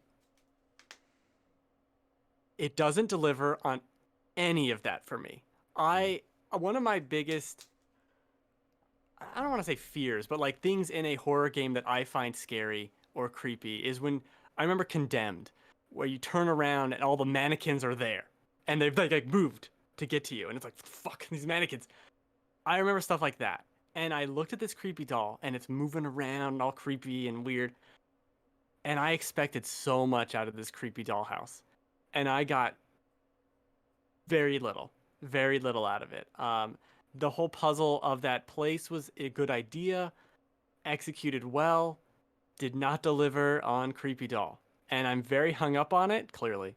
But it it was such a missed opportunity to have like where you're being hunted by a very tiny doll that maybe like stops moving when you turn around and you're like, is it there? Like Is it Child's not Play? there? Like Child's Play kind of thing. It's a tiny doll. Yeah, it's like a Oh. this tall maybe. Oh. Gross. It, eh, and there's dolls in there. They don't really move. They don't look at you. It's not mixed in between them really. I was just very let down with that because I thought they could have had something very unique to Resident Evil, very new and fresh and very scary. And instead, they pivoted and did something else, which you'll hear a lot of people on the internet talk about as like this is the horror scariest moment in the game. it didn't really do much for me at all. And the monster that is there is creepy, definitely a scary monster, but it kind of reveals a lot of the problems I have with this game in that it's first person.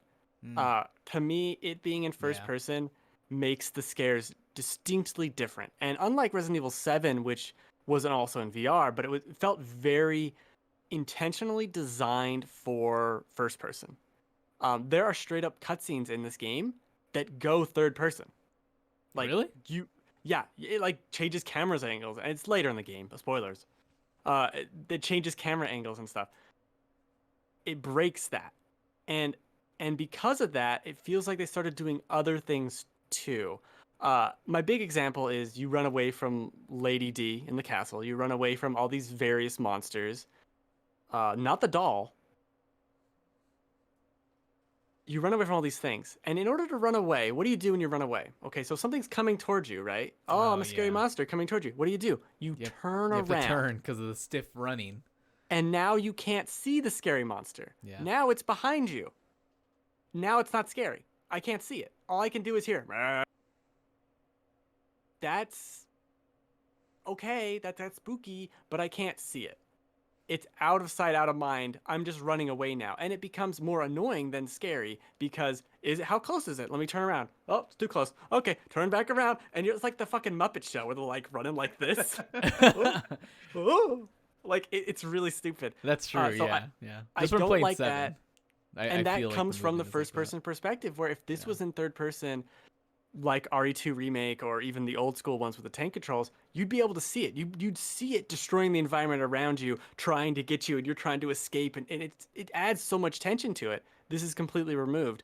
Also with the first person, it does a lot of things, or it can't do a lot of things to you Mm. because you wouldn't be able to see it. I think back to Resident Evil 4 and that very beginning in the village, and the chainsaw guy comes out. And I remember playing that, and one of the first times I played that demo, and your head gets chopped off by the chainsaw.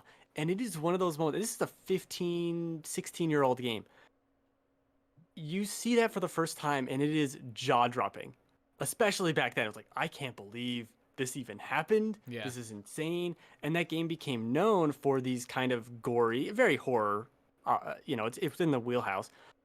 Death scenes where you get a boss, you're gonna dodge, and you miss the dodge, he chops you in half, and Leon's like, like in half, or like this thing grabs onto you and spits acid on your face, and if Leon dies, then his like cheek is dripping off his face, like it adds to the horror of it. That's really cool. I think that's something I want from a horror game, is that kind of gore. Mhm. And you can't get that. You can't get that because when you die in this game, it's like, I guess I'm looking at my chest, and oh no, like it just doesn't work. It's Mhm. not as scary for me. And I think this whole game exposed the first person in this setup as being lesser than in almost every single way from any other type of Resident Evil style game. And I think it's also hurt by not having a dodge button. I think back specifically to Resident Evil 4, but there was a dodge button in RE3 and Revelations 2. Big RE fan here, if you didn't know. There's a dodge button there, and it adds so much to the tension where it's not, I gotta run away, and if I'm in the wrong spot, I'm just gonna get hit. It adds that extra element of like, oh, got it. Like Yeah. it gives you a little bit more to do, and it also gives it that cool moment of, I screwed up. Now there's a cool cutscene that can happen. I get killed. It's awesome looking. Whatever. I try again. I can dodge it and feel like a cool action star, and it's still horrific because of all this other shit, and I can't move and shoot and whatever. It works so much better in third person Resident Evil. The first person thing is fine. I liked the game fine. I really like some of the story stuff they do. I'm a big lore Do you like fan it for more Resident than Evil. do you like it more than 7? I think it has higher highs than 7. I think it's less replayable than 7. Okay. There's a long intro in Resident Evil 8. It's probably like an hour, and it Jeez. just takes Ugh. forever to get through. And the first time is cool, obviously, but the next time, like, okay, I gotta go here and do this again. Oh, let me Yeah. skip this cutscene. Let me skip this cutscene. Um, it's good. I want to play through it again. So that's the thing. I need to play through it again and see how I really feel about it as a big Resident Evil fan. But I kind of stopped. New Game Plus lets you go to the harder difficulty, so I did that, like carry all over my stuff, and make it a little harder, but it really was like just didn't live up to me Hmm. what I wanted. I didn't find it. There's some good scares, especially in the beginning. The last half isn't as scary by any means. Um, it just I felt let down by it, by so many elements, specifically with that doll thing. But there's also a puzzle in that section that was like, I see what you're going for. You really under-delivered there, though. You had a chance to do something really cool, and I think Resident Evil as a franchise, this is my last point, as a franchise, likes to pick a spot where it's like the mansion. But Resident Evil 1 isn't just in a mansion. Or Resident Evil 2 isn't just in a police station. It's the police Yeah. station and then the sewers and then the lab and then like it picks all these places, and I want them to pick like two and just make the game in those two places because oh, I go to this cool house and then I'm there for an hour and a half and the house is over and now I'm somewhere else, and like it doesn't give those areas enough time to breathe and become these large just sprawling labyrinthian whatever that's not pronounced correctly places for you to explore and be like, oh, I need the star key, okay, let me go back over there, oh, I need this other key, and then you keep going and trying to solve this mystery of where you're going. It doesn't have that. It all feels so linear, and it's just going in a direction that I don't particularly, except for the plot, which I do find interesting. Everything else mechanically, I just think this is such a misstep overall for the franchise. And Resident Evil 7 to me is going to hold up better in the long term because of how different it is from other Resident Evil games and how much it sticks to its idea of being first person. Yeah. It is in it. It is that is it. And this game is also it's all for first person. Spoilers. But it doesn't play the same way. It feels more like a game they made into first person after the fact. It doesn't feel like a game that was made to be in first person, if that makes any sense. It's like a weird distinction, but it doesn't feel like that was the thesis. Like Yeah. 7, the thesis felt like this is a first person Resident Evil game. And in this game it is, let's carry on that story. Oh, let's make it first person. Oh, okay. Like it's an afterthought almost. And that I don't know. I'm not upset at like buying it or playing it or whatever. I really did enjoy my time with it. I think the combat is pretty good overall.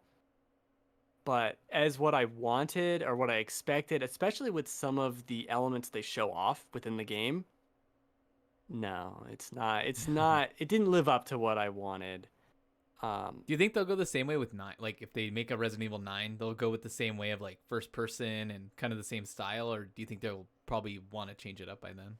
I don't know. The ending, obviously, I won't spoil the ending. The ending's very interesting for a lot of reasons.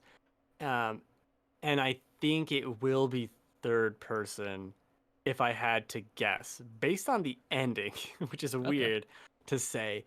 This feels like an experiment, and it very much feels like the end of the experiment, and I won't go into why. But that seems to be over, and I hope that that's what that means.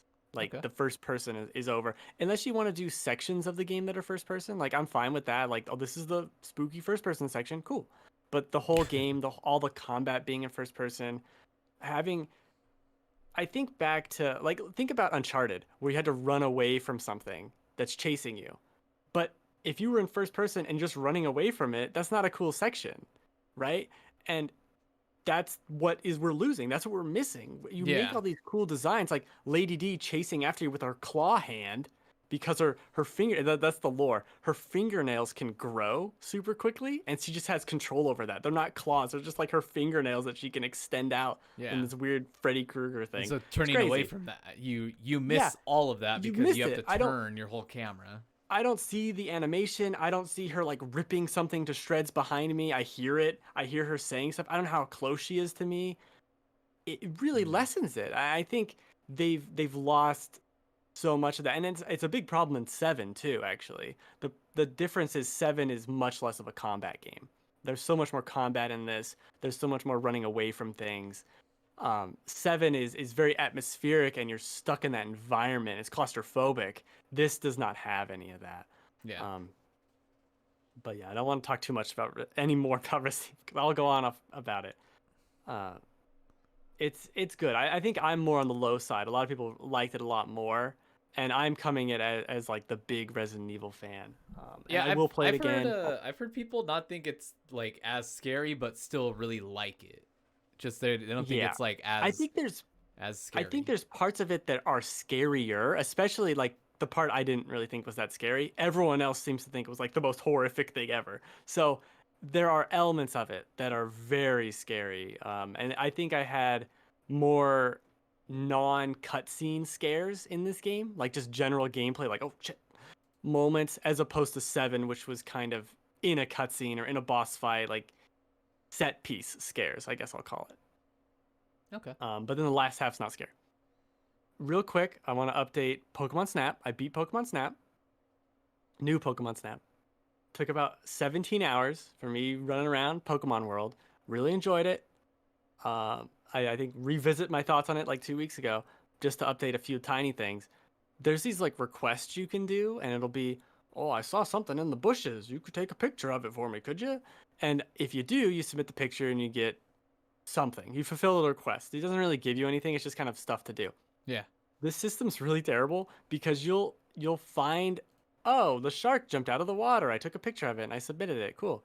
And then I'll look at my requests and it'll be like, I wonder if I could get a shark to jump out of the water. And I'm like, but I did that, but it hadn't given me the request yet, so it didn't count for anything. So I'd have to do it again. That makes sense. And I'm like, yeah.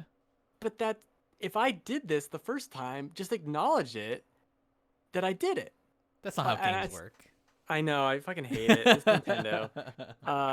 So that's annoying. The only other thing, there's bosses in this game where you have to like throw balls at them, or like the fruit or the pester ball kind of things, Illumina orbs at them, and I failed every single one except for the first one. Ooh. I failed the boss fights in I get Platinum Bloodborne, can't beat a boss in Pokemon Snap. Because they're just very stupid, and the characters will make some comment like, you gotta throw the fluff fruit at it, and I'm like, okay, and so I keep trying to, and I take pictures of it, and it's like, you didn't throw enough Illumina orbs at it. I'm like, what the fuck? Just let me take pictures. Why are you doing this? All the boss fights are terrible. They're really obnoxious.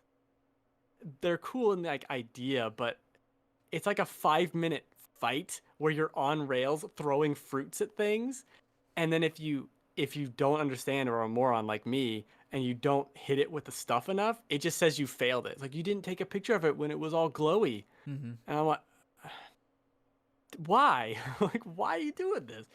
Everything else about the game I love. I really enjoyed that. If you like Pokemon Snap originally, yay, Pokemon Snap. That's all about Pokemon Snap. Other final update on Astro's Playroom. Beat it, got the platinum, really loved it. Overall, motion controls, garbage. Throw them out. We don't need them. Get rid of them. There's no time for that. Also, though, speaking of time, there's time trials in Astro's Playroom Yeah. at the end, and it's kind of like this afterthought. It's not part of the platinum. It's just like a little room on the side. 100% do the time trials. Do not sleep on them. They are new levels. I thought they were just going to be the previous levels, but it's like a section of it that you got to do quickly. No, there's like 10 new levels there. Oh wow. That are like a minute long each. So it's That's not a ton of content. Some of the best content in the game, I would say. Like pure platforming, very Mario or Crash Bandicoot if it controlled more like Mario, if that makes sense. Mm-hmm. Really, really loved that. Very good game. Definitely play it. I mean, it's on your PS5. You should play it anyway. But really enjoyed it overall. That's enough for me. I had to play so many games. So many games. You're the game machine over there. Game machine. Got that PS5 finally. I got to play something on it. Josh, what have you been playing? Rubbing it in our faces. So this last week it was just 2 games for me. I've been trying to bounce around back and forth between a few different games. I mean, obviously Outriders came out and I thought I was going to spend the rest of my life playing that. That didn't work. My character didn't get deleted, but I'm so afraid that it is going to get deleted. Or sorry, not my character. The gear on my character didn't get deleted, but I'm so afraid that it's going to get deleted, so I haven't even touched the game. So for me, it was 2 games. It was Destiny with the Season of the Splicer coming out this last week, and it was Mass Effect Legendary Edition. Mass Effect is my favorite franchise of all time, even with all of the warts. Mass Effect 1. Look, everybody who talks about Mass Effect is like Mass Effect 2 is the greatest game of all Oh, time. here we go. Mass Effect 1 1. is better. It is Thank you. objectively better. It has the Thank better. you. I love Mass Effect 2. There are so many good things about it, but Mass Effect 1 is just the superior experience for me. I think the story overall is Story, better. way better. You don't, maybe the characters and the relationships that you build with them aren't as good as in Mass Effect 2. Although I'd argue that a few of them are better than a Mass Effect 2. But Mass Effect 1 has always been my favorite video game. I've played it and beat it so many. I've only beat Mass Effect 2 and 3 maybe like 4 or 5 times. Mass Effect 1, I'm well into the double digits now. Like I think this is I beat Mass Effect 1 again. I have this, I can literally just off a rote memory and just like muscle memory, I can play this game without even thinking about it. And I didn't go full completion this time. I didn't finish surveying planets. I didn't find all the Asari artifacts and things like that. But I did all the side quests. I did all the main quest line. Don't worry, Rex lived. That's easy mode now. I did screw up, and Captain Kirrahe is dead. I freaking screwed up because it's been so long since I played through Mass Effect 1, so I didn't save Captain Kirrahe. That's my fault. But I beat Mass Effect 1 again, and look, the changes that they have made, that Mass Effect 1 needed the most love. The changes that they made on Mass Effect 1 make it it's a 15-year-old game, and they made it a must-play experience. If you haven't ever played the Mass Effect series, or if you're one of the people, I can't believe there are people like this. If you're one of the people who just skips Mass Effect 1 and goes directly into Mass Effect 2, you have to play this game. It's my favorite game ever. The story is so incredible from beginning to end. As soon as you jump into Eden Prime and you meet Saren as a villain, everything just gets so much better from there. Every mission is great. Every side mission.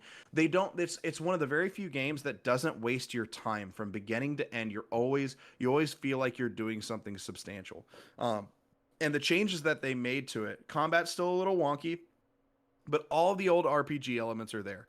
That's why this one's the best experience, because you really legitimately get to build your character how you want to build your character. And that's what's so cool about it, where in Mass Effect 2, it's a much smaller ability tree, and it's far fewer points. Same thing with Mass Effect 3.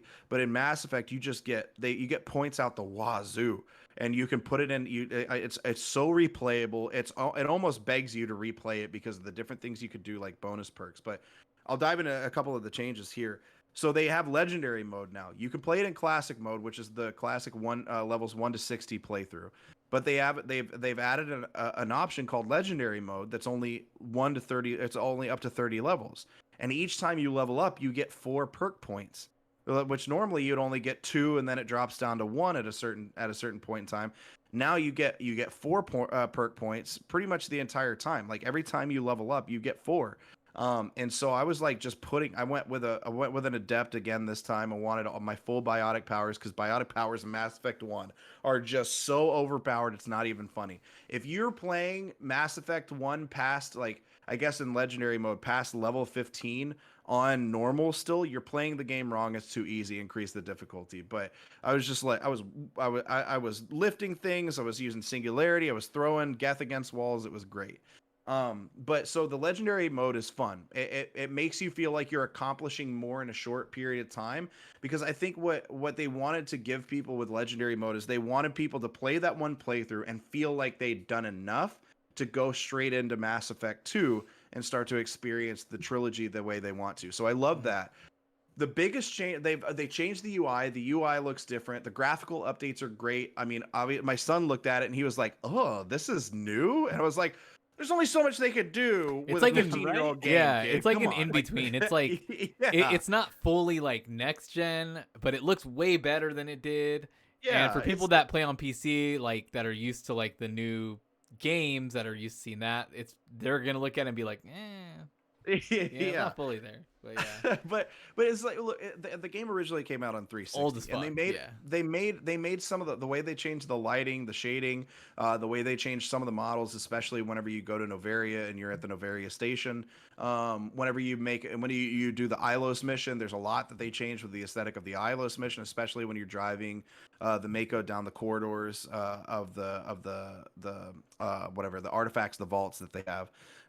But the biggest and most substantial change to this, and I think what people will enjoy the most, is you don't have to specialize in a weapon to use any of the weapons.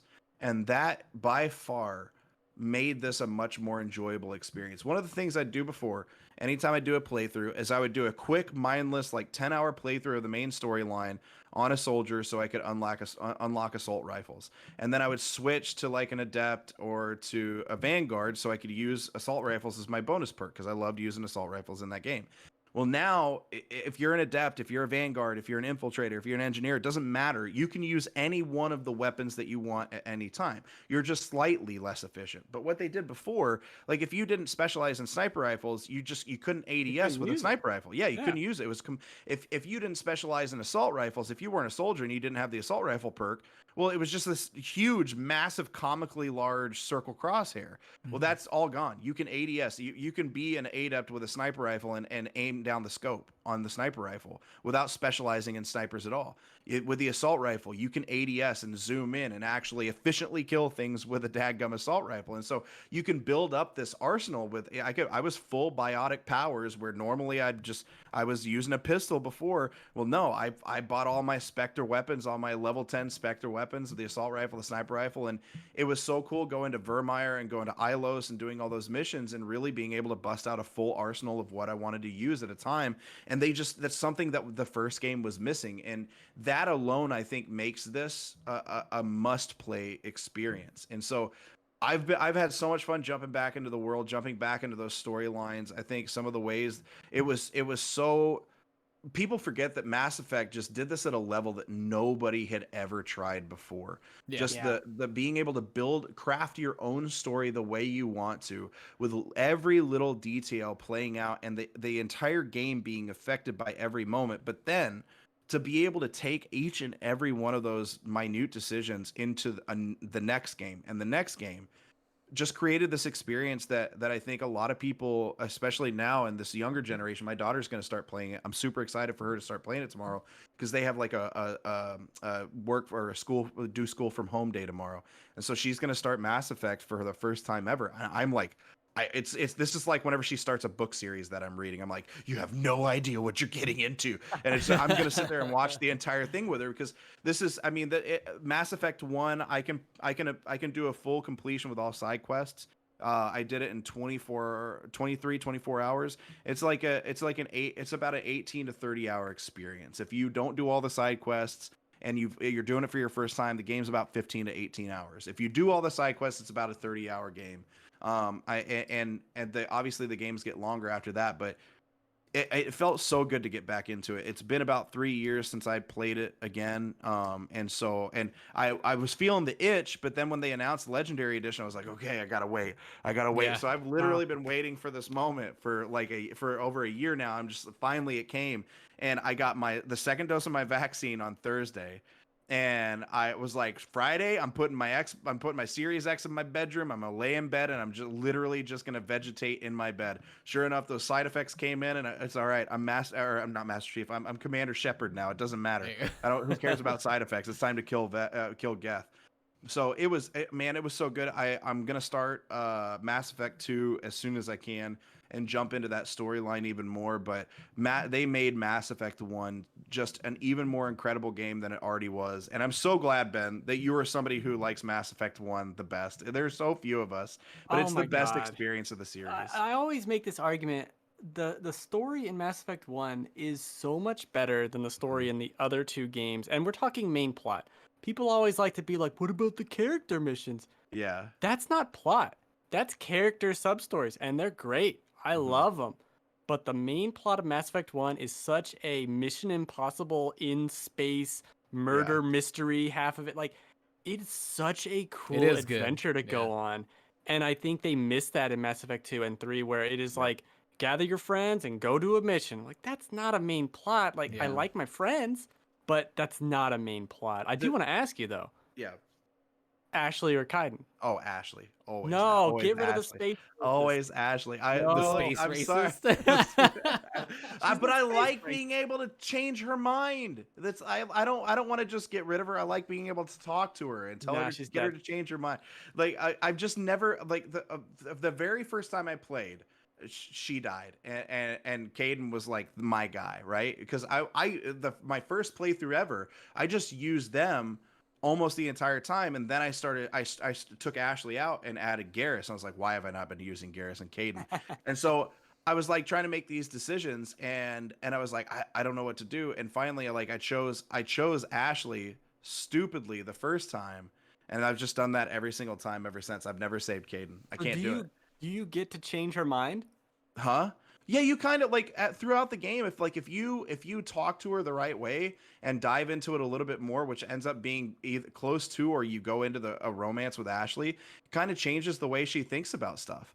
And so some of the dialogue options change, where it's like when you get to the part, if you've talked to her and kind of changed her mind, when you get to the end, whatever you go to the choice about the council, right?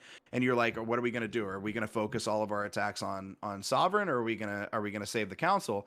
She's like, are you literally just going to let them die like that? And so if you don't do that, she's not as mad about you letting the council die, right? Because she is a space racist. But if you go that romance option, talk to her more and try to ease her into that, she starts to change her mind, and then she'll get mad at you for letting the council die and be like, how can you, I hope you're doing the right thing. How can you do this? And so I usually always talk to Ashley and try to get her to change her mind. That's the beauty of the first game, though. Like you're 100% spot on. It is from beginning to end. It is the best storytelling, and the twists that they throw Yes. throughout the story, it's just wild. It's like, oh, we think the story is oh no, it's not that. Oh my god, it's not even that. What are you doing to me? Like every time you start to get into like some sense of ease with the story of Mass Effect, they're throwing some insane twist at you, and it's like honestly, it's like playing. And, the dialogue can be a little cheesy sometimes, right? And I mean, every video game can be, but at least just the trajectory of where the story goes, it's like reading a Robert Jordan book. It's like reading a Brandon Sanderson book. Like they take you on a journey through the story that a lot of video games just don't give you. They didn't give them to you back then. They don't really give them to you now. And the Mass Effect 1 story is just, it's twist after twist after twist. And like, I've never gone Renegade though. I've always been a Paragon. And every single time I go full pair. Even this time I was like, I'm doing it. I'm going to be a Renegade. And then I get to one of those options and I'm just like, but guys, why can't we all just get along? We're all going to be nice. Saren, you don't have to be like this. Like, help us fight Sovereign. And it's just every time, and I can't help it. But man, I had so much fun with it. I'm so excited to dive into the other two. But I want to get into Mass Effect 2. I'm already itching to play Mass Effect 1 again though, because it was so enjoyable playing an updated version of my favorite game. Yeah, I mentioned in Making the me other wanna play show it. that I played like 2 hours, so I'm just on the Citadel again. But it is one of those, like, the music kicks in and you just I haven't played it in probably since the third one came out. I think I did a full playthrough of all of them roughly around that time. So it's 10 years, 10 9 years or so, something like almost that. 10 years. Yeah. And it's just and that same with me. Like, I've played through Mass Effect 1 maybe 5 times. And then the second one I played through twice, and the third one I played through once. You know what I mean? Like, it was just, I like these games, but the first one just really hit at the right time for me. Yep. And it nailed everything what I wanted from a story from an RPG. I think all the other elements, the shooting's not great. It's kind of a mess in other respects, but that world it crafted is so well executed, and I love that plot of you just hunting down this vigilante and you're meeting all these people, and it feels so natural. Oftentimes in an RPG, someone will join you, and you're like, "But you're a cop. Where did you come from?" Yeah. Like, why are you with me? This doesn't make any sense." And these people coming with you are like, "No, I'm coming with you because I want to see this done, and this is important for the universe." It's one of those rare plots where, my other big pet peeve with RPGs, a lot of JRPGs, is we got to save the world from a demon god from space. That's like, it's way too big. And this is one of the, and that's what Mass Effect turns into. But Mass Effect 1 is really got stop Saren.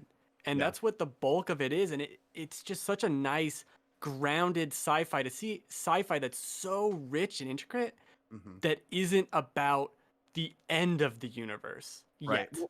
Well, yeah, even when they do tease that in Mass Effect 1, the way they end it, I'm sorry for the spoilers for anybody who has, but look, it's been 15 years. If you haven't played through it, it's your own fault. It's still Uh, worth it. yeah, it's still absolutely still worth it. But at the end, like, yeah, it is the destruction of everything. Like that's essentially what you're working towards, what you're going to fight against. Mhm. But even then, they give you feel the hope of being able to defeat the Reapers when you take out Sovereign the way you do. It's like as simple as it was, the Protheans leaving things behind, and you being able to put those pieces together and find a way, like you, a human, and the Turian that's with you, and the Krogan that's with you, and this entire team of just like organic beings found a way to take out one of these all-powerful beings. And so there's that hope of like, yeah, I mean, it is mission impossible. The shit is about to hit the fan, but guys, we can do this. We've done it before. So they give you that sense of hope that it's not an all-powerful thing. It's that whole like, if it bleeds, it dies. Like we can actually take these things out, and it's so good. Okay, I'm gonna ask you this question because you asked Ashley or Caden. Who's your favorite companion, period, in Mass Effect 1? Romance or just Just companion to talk to use, to Oh, have. I love Tally. Yeah. I have Tally, statues yeah. of her, and I have a giant poster over there of Thank Tally. you so much. Yeah, Garrus, Garrus, everybody And talks then about it's Garrus. Garrus, yeah. Yeah, everybody talks about, I love Garrus. Garrus is great. And Garrus is yeah, cool. everybody's like, Garrus. My favorite combination is Rex and Tally. Tally is one of the most interesting characters throughout Yeah. the entire Mass And you Effect get to series. see like her trilogy is her coming of age Ah, story, and it's it done is. so well. It is. I love the Quarians. I fucking I love them. I do too. I romanced her accidentally in Mass Effect 2. And now every time I've played Mass Effect 2, I'm like, I can't do anything else. Like I don't care about Miranda. I don't care about it's me and Tally all day, every day in Mass Effect 2. But Rex is one of my favorite characters to work with because Rex is he's great. just he's that like that gruff old man that he's just angry at everything. And there's no moment more satisfying than if you have done all of the stuff that you need to do and made all the right decisions, done all the right side quests, put the points in the right places. There is no moment more satisfying than on Vermeer, that moment with Rex on Vermeer, and if it goes the way you want it to go. And with you, spoilers, just plug your ears for 30 Yeah, people seconds. can die. Yeah, People can yeah. die in this game.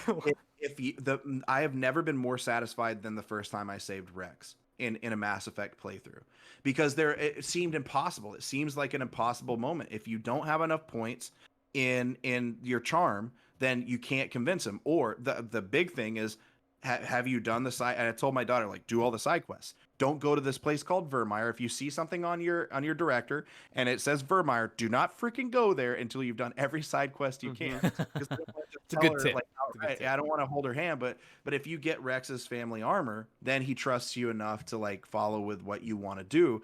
But the first few times I'm like, oh my God, Rex is my favorite freaking character. And Ashley keeps shooting him in the damn face. And I hate Why I it. hate Ashley. He's trying to protect you. I understand it. Look, this is why Caden dies. All right, he is just the most bland character in the entire series. I can't stand. He's so just like, He is. bleh. Like I The can't. humans in Mass Effect are terrible. They're Like everyone awful. your companions that are people are terrible. Yeah, 100%. Like the best one. Liara is amazing. Rex is amazing. Tally is amazing. Like and then when you move on into Mass Effect 2 and 3, like I never use any human companions ever for any reason. They're just so bland. Unless I'm trying to get achievements, they're not getting used. But yeah, I really enjoyed it. I had a good time with it. But I'm gonna try to romance somebody else. I might try to romance Jack this time. I don't know. I'm gonna try not to romance Tally in Mass Effect 2 again, but I can't see myself. I'm gonna accidentally waltz into it because just every moment with her is so good. It's Yeah. so Just well like done. I just want more with her because her storyline, like you said, throughout the 3 games is just absolutely incredible. Yeah. She's one of my favorite characters in any game, like maybe any Yes. media. Like it's so good. Mm-hmm.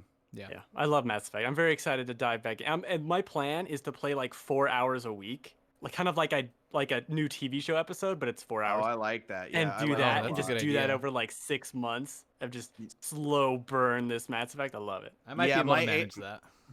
my ADHD and my impulse issues won't allow me to do that. As soon as I heard that it's like who is it?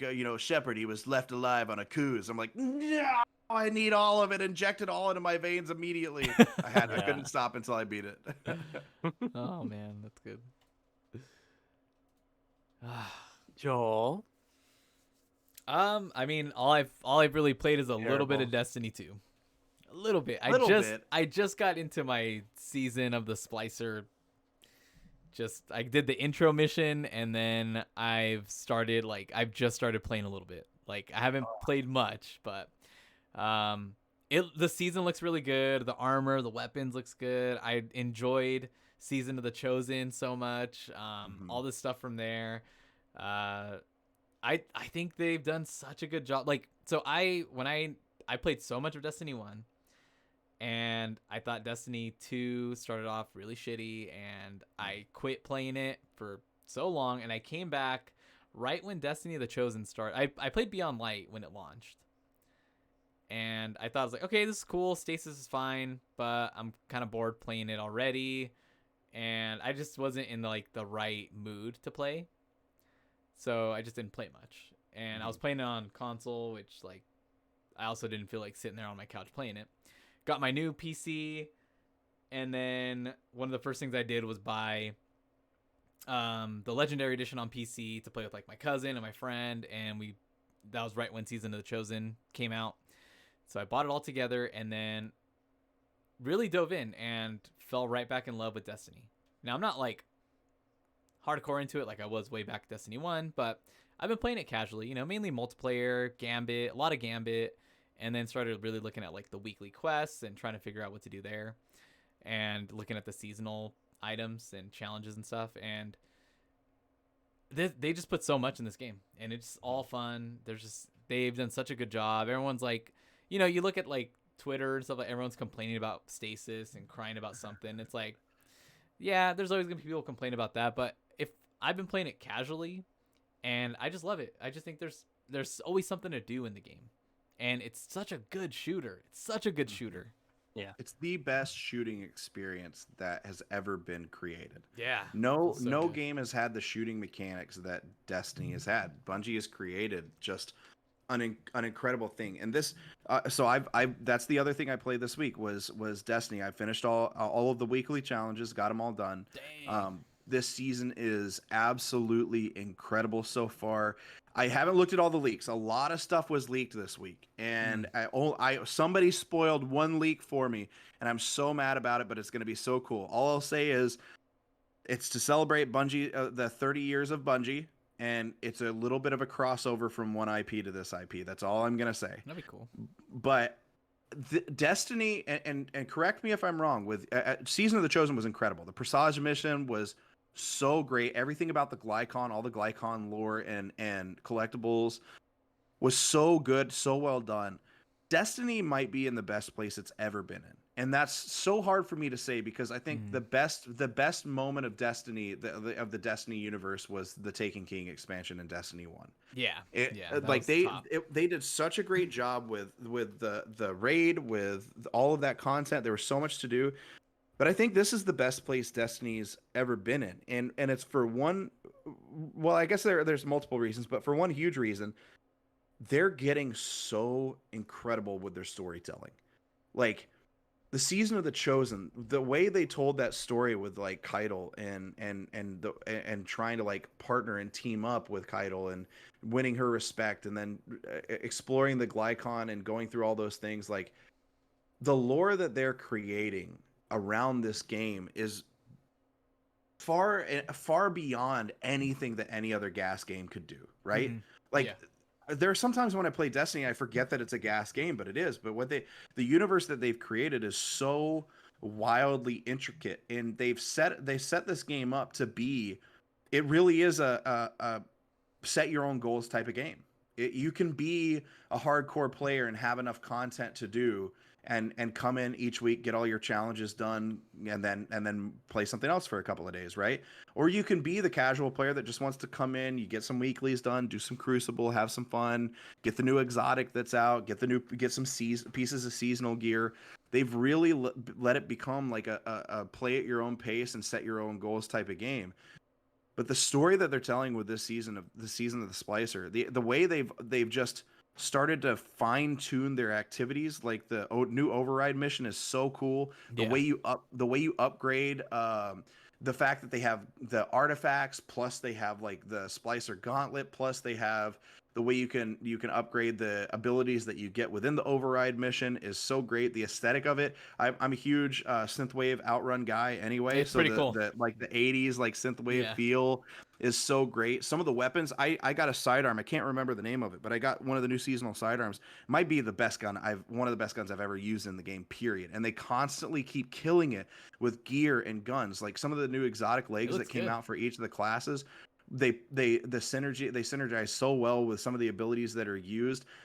And all I keep getting told by the guys who have read the leaks and they know what's going to happen is that this season is going to be more insane and more intense than any we've gotten from Destiny. And that's because this week by week storytelling and the way, I know people don't like time gating. Like there are a lot of people that complain about time gating, and I know a lot of people have problems with the new transmog system that they just introduced. I do too. I think there are some issues with the way they're handling the transmog system. But the way Destiny is handling their time gating and this weekly release of content and surprising people with missions, surprising people with weapons is just, it's such a nice slow trickle of stuff. And unless you're playing like 30 hours a week, there's more than enough content to keep you busy for an entire week until until Tuesday reset, and then they force feed you some more beautiful storylines. Yeah. And the coolest thing right now is walking through the tower or through Helm and just seeing Elixir all over the place. Like you got Fallen, like little baby Fallen, or like they're talking with people. I want to get one of those plushies. Right. Yeah, I do too. Yeah. I do too. But I think it's in the best place it's ever been in. I think it's a really, really healthy game. There are definitely some vehicles that I think are a little predatory with the way they've developed them, but at the end of the day, it's still a gas game. So we have to expect things like the new transmog system. You know, the Eververse is never going to go away. It's always going to be there. And I'll buy some silver sometime and I'll support the game because I love it. And I want them to keep pumping out the great content. You know, I'm not a whale, but I'll still support it. And so I'm fine with those things. But as long as they keep giving us the content that they are giving us, then I'm 100% on board with whatever they want to do. And I think this team, whenever they've, sunsetting was a big deal. This is probably my favorite thing about Bungie right now.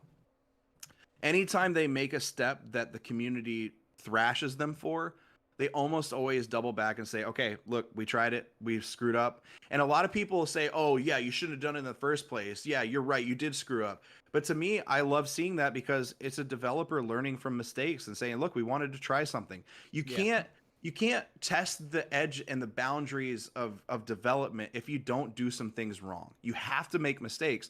And Bungie has made those mistakes. They've made mistakes time and time again. But anytime they've made mistakes big enough, they've doubled back and they've said, okay, we're gonna undo this. We're really, really sorry. We thought this was gonna work better. It was a bad implementation. Now we're gonna make this a better thing. And it's so refreshing to see, because then that lets them create things like the Glycon.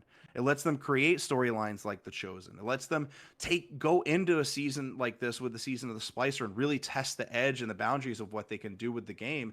And it's only going to continue getting better. And I had the general public is, I had a buddy be like, oh my God, you still play Destiny? Like that's still a thing. I'm like, yeah, it's literally in the best place I think it's ever been in. Yeah. And I think they're testing crossplay right now.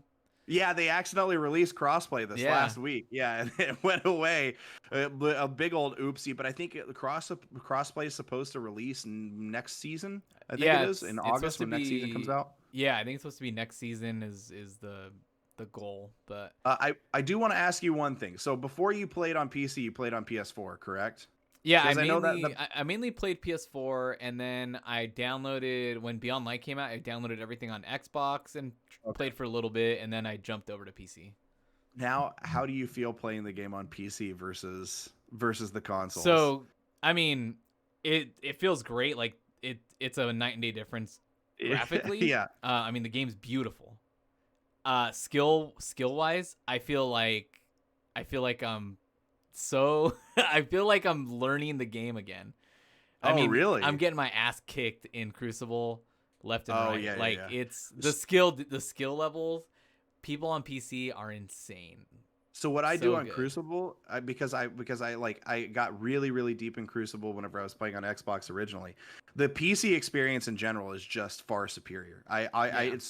When I go and play on my Xbox now, or if I'm playing on my phone, I sometimes I want to puke because just the level of poop comparatively to PC is just so vast. But what I do in Crucible specifically is I'll leave a controller plugged in on my PC. So when I bust out in Crucible, if it's not going my way because I'm still struggling to learn, to relearn mouse and keyboard now, I'll be like, all right, you bastards are gonna go down to an Xbox controller right now. I need y'all. And then at the end of matches, whenever I'll drop like 20 or 30. I'll be like, FYI, controller player here, and it's me and my buddy Stefan both do Crucible with controllers, and we just thrash people. So that's why I leave my trusty old Xbox controller plugged in just for those Crucible and Gambit situations. Although with Gambit, it's not too bad. I just equip Xenophage. Yeah, Gambit, I just equip Xenophage and just two tap people with Xenophage anytime they try to invade or whenever I invade them. But man, Season of the Splicer, I'm excited for you to dive into it even more because I think this might be the best 3 months we've ever experienced in Destiny. And Vault of Glass is back too, which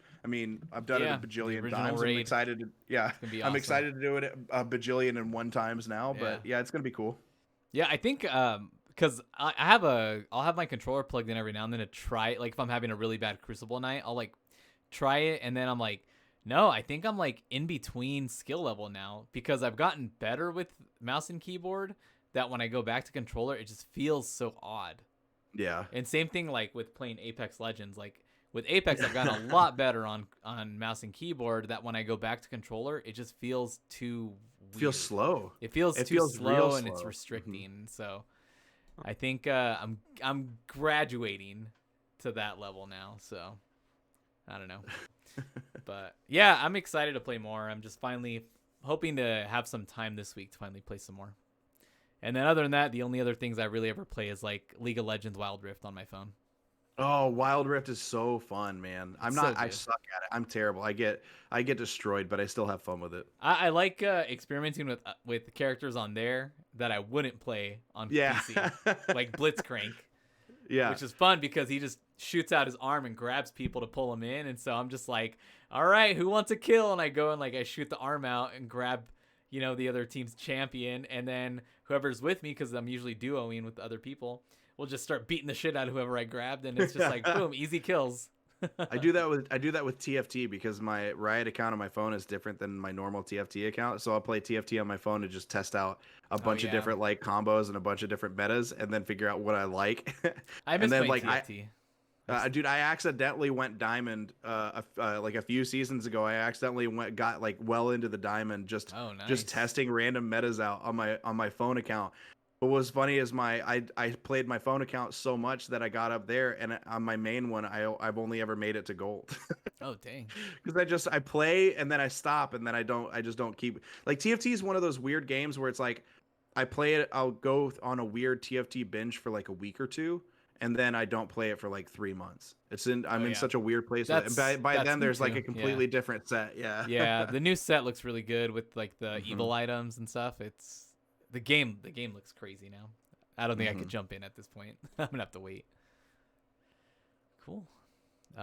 Any other games you guys want to talk about? I still have games, so there's we'll do one thing because we talked about Returnal and because I got it yesterday. Okay. Yeah. And I've played 7 hours of it. Jesus. Now I only got the game yesterday. Let me remind you. That's a lot of hours. And also that was between 2 play sessions. So, game's real good.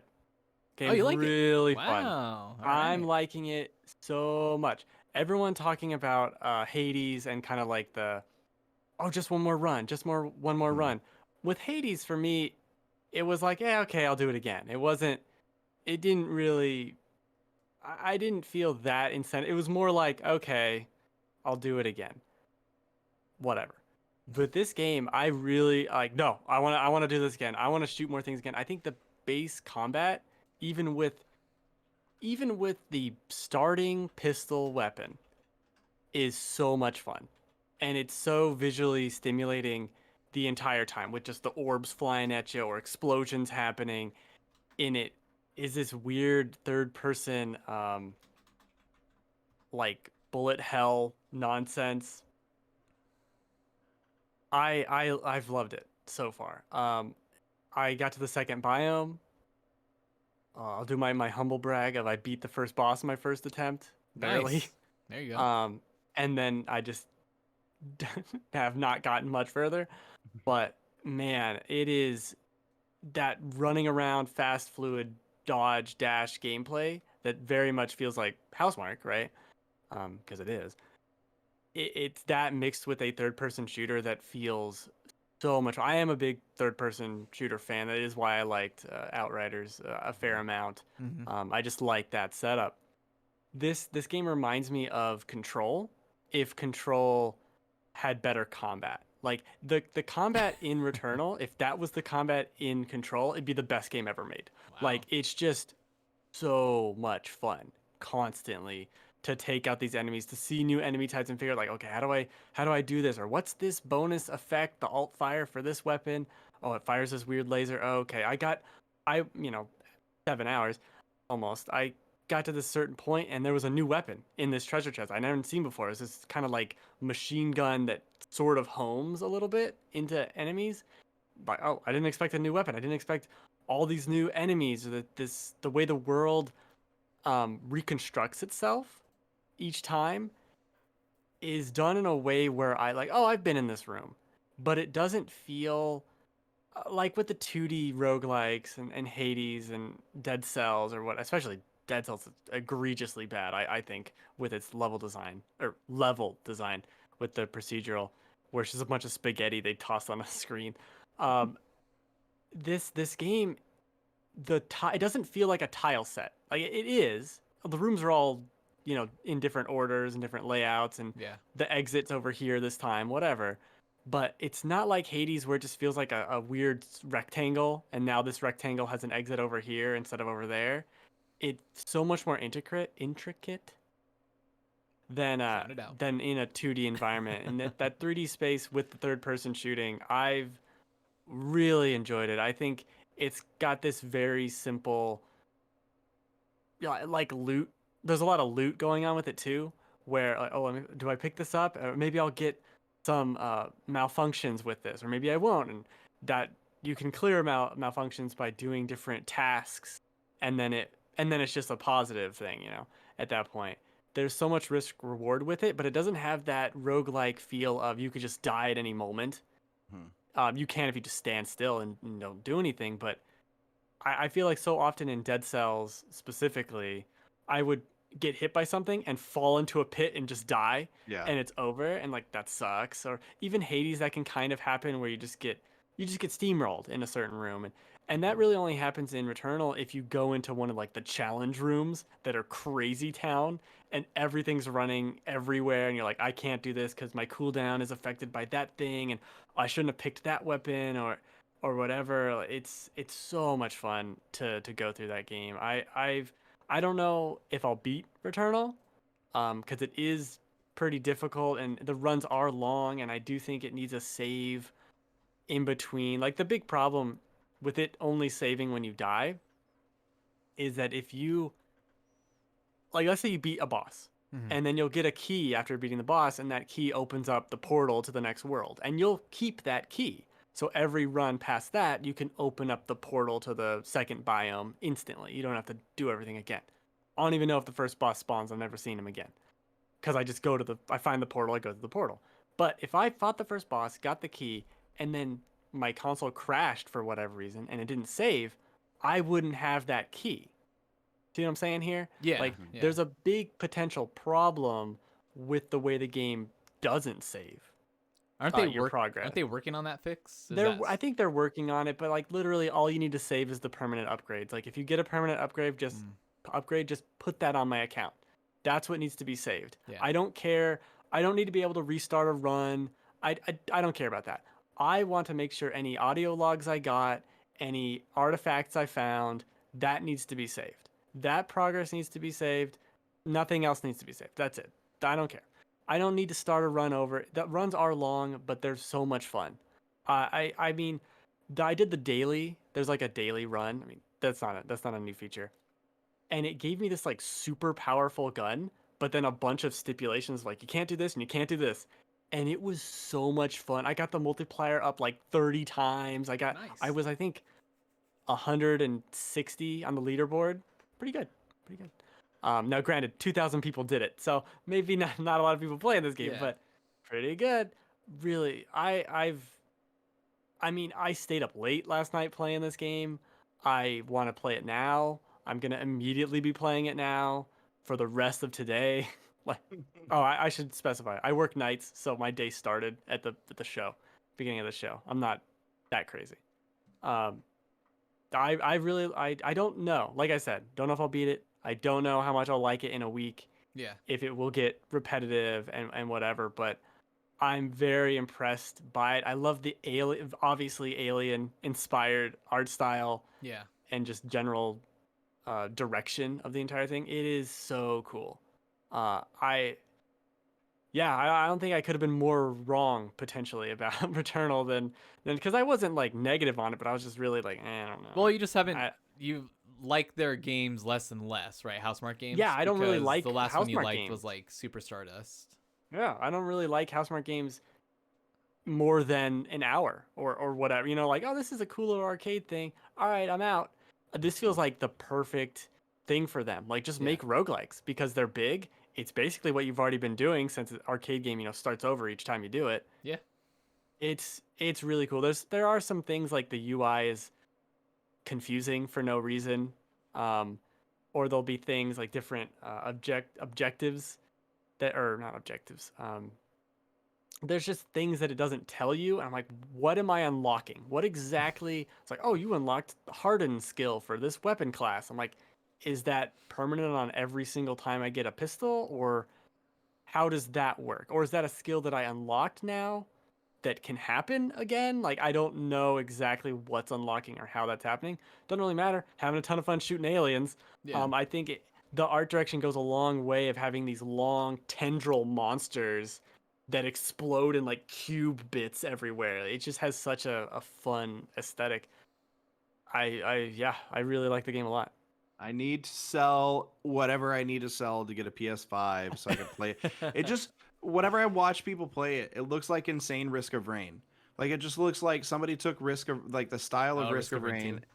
and yeah, and just like, Huh. but hey, kinda would you look like like that that. game with like some insane graphics with new next gen graphics? That's what it feels like to me because it is that fast paced roguelike shooting stuff and like obviously way more in depth, but God, I want to play this game so bad. Ben, I'm coming over. I don't care how long it takes me. I'm coming. I'm gonna play the game. I need you to get it ready for me Well, because I want to I play got it it on so bad. GameFly, so it's gonna have to go back at some point. Oh no! Dang it. I mean, That's the beauty of GameFly. I really like the majority of Housemarque's games that I've played. I'm currently I'm playing Matterfall, which is their last PS4 game. I really loved Nex Machina, which I beat, it's on PC and PS4. Alienation was good. I wouldn't say it was great, but it's kind of like Dead Nation if you've ever played Dead Nation. And then Resogun, which is one of my favorite games. They've always made good games. It's just this one is one that I've one of the reasons why I want a PlayStation 5 is because of Returnal. Yeah, the aesthetic, the triple like calling it a triple A roguelike is 100% correct, and that triple A kind of polish around it all, just visually, I think goes a long way for me, because I love Metroid, like Super Metroid. I love Castlevania, Symphony of the Night, like those games. But if you're not gonna ape that perfect pixel style and have bespoke levels, I'm kind of out. Like I want that handcrafted care, and but on the alternative side, like making it in 3D and looking beautiful, I don't necessarily mind that it's random, like, oh, I've seen this room before. Whatever. It looks so cool. I love being here. It's not like, oh, why is that room there? This is just a door to nowhere. That's stupid. Like I mentioned, the Dead Cells spaghetti levels. It just throw a bunch of spaghetti on a plate, and that's a level in Dead Cells, and it fucking infuriates me. I hate it so much. That game's not that great. It's also not pixel art. All those models, those are 3D models done through a filter. Look it up. Look it up. Okay, I'm not that's gonna it. look it up. Look it up. Look it up. Look it up, man. Yeah, it's a great game. I'm excited. I'm not a big roguelike fan, so that's why I can say like we'll see how much I keep playing. That loop is fun. It's just a lot of fun to do. Cool. All right. Well, I'm all out of games. I'm out. I'm actually not out, but I'll stop. All right. I'm out. I've only played the 2. I've only played the 2 this week. The only 2 that matter. Destiny. Just let me be a space person, a space guardian man. ninja of death. That's all I want to be for the next month. Space is great. Yeah. UFOs are real, apparently. UFOs are. I mean, yeah, they are. They're just unidentified flying objects. That's all UFOs are. Of course, they're real. Right. All right. Well, I think that's a pretty good spot to end it. We're out of games, and that's what this show's about. So, again, Josh, I want to thank you for being on the show. Where can people find you?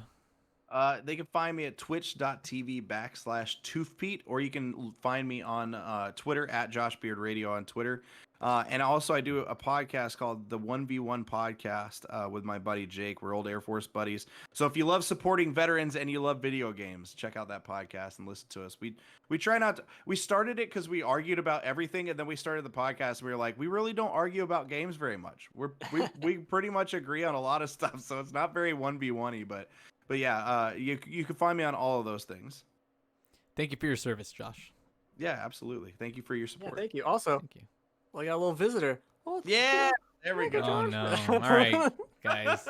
I just found it on my thing. Keep it in Joel's your pants, Ben. Joel's just jealous. He's just jealous that he's not a Tally fan. That's the problem. What's got all funny of them. I is got all the I action also romance Tally every Let's go. time.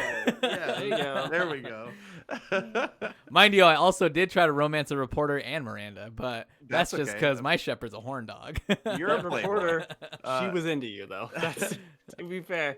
Thank y'all so much for having me on, man. This was a lot of fun. Yeah, no problem, man. No problem. We got to do this again. This is really fun. Absolutely. And of course, you can find me on Twitter at the Joelness. You can find Ben at Ben Runnings. You can find us here, twitch.tv/loadlesscheckpoint, Sundays, 8 p.m. Pacific time. You can also find the podcast, Final Boss Squad, on Spotify, Stitcher, Apple, Google Podcast Services. This one's out Thursday mornings, of course. So you'll find it on the Final Checkpoint podcast feed. And we'll catch you guys next week here on Twitch. Thanks again. Good night. Goodbye. Good on you. Go Good for play some you. Mass Effect. Play some games. Play some games for me in case I don't get enough time to play them. And we'll see you guys next week. Goodbye. Goodbye. Goodbye. Yeah. I'm trying to make it stand. I can't get it to stand now.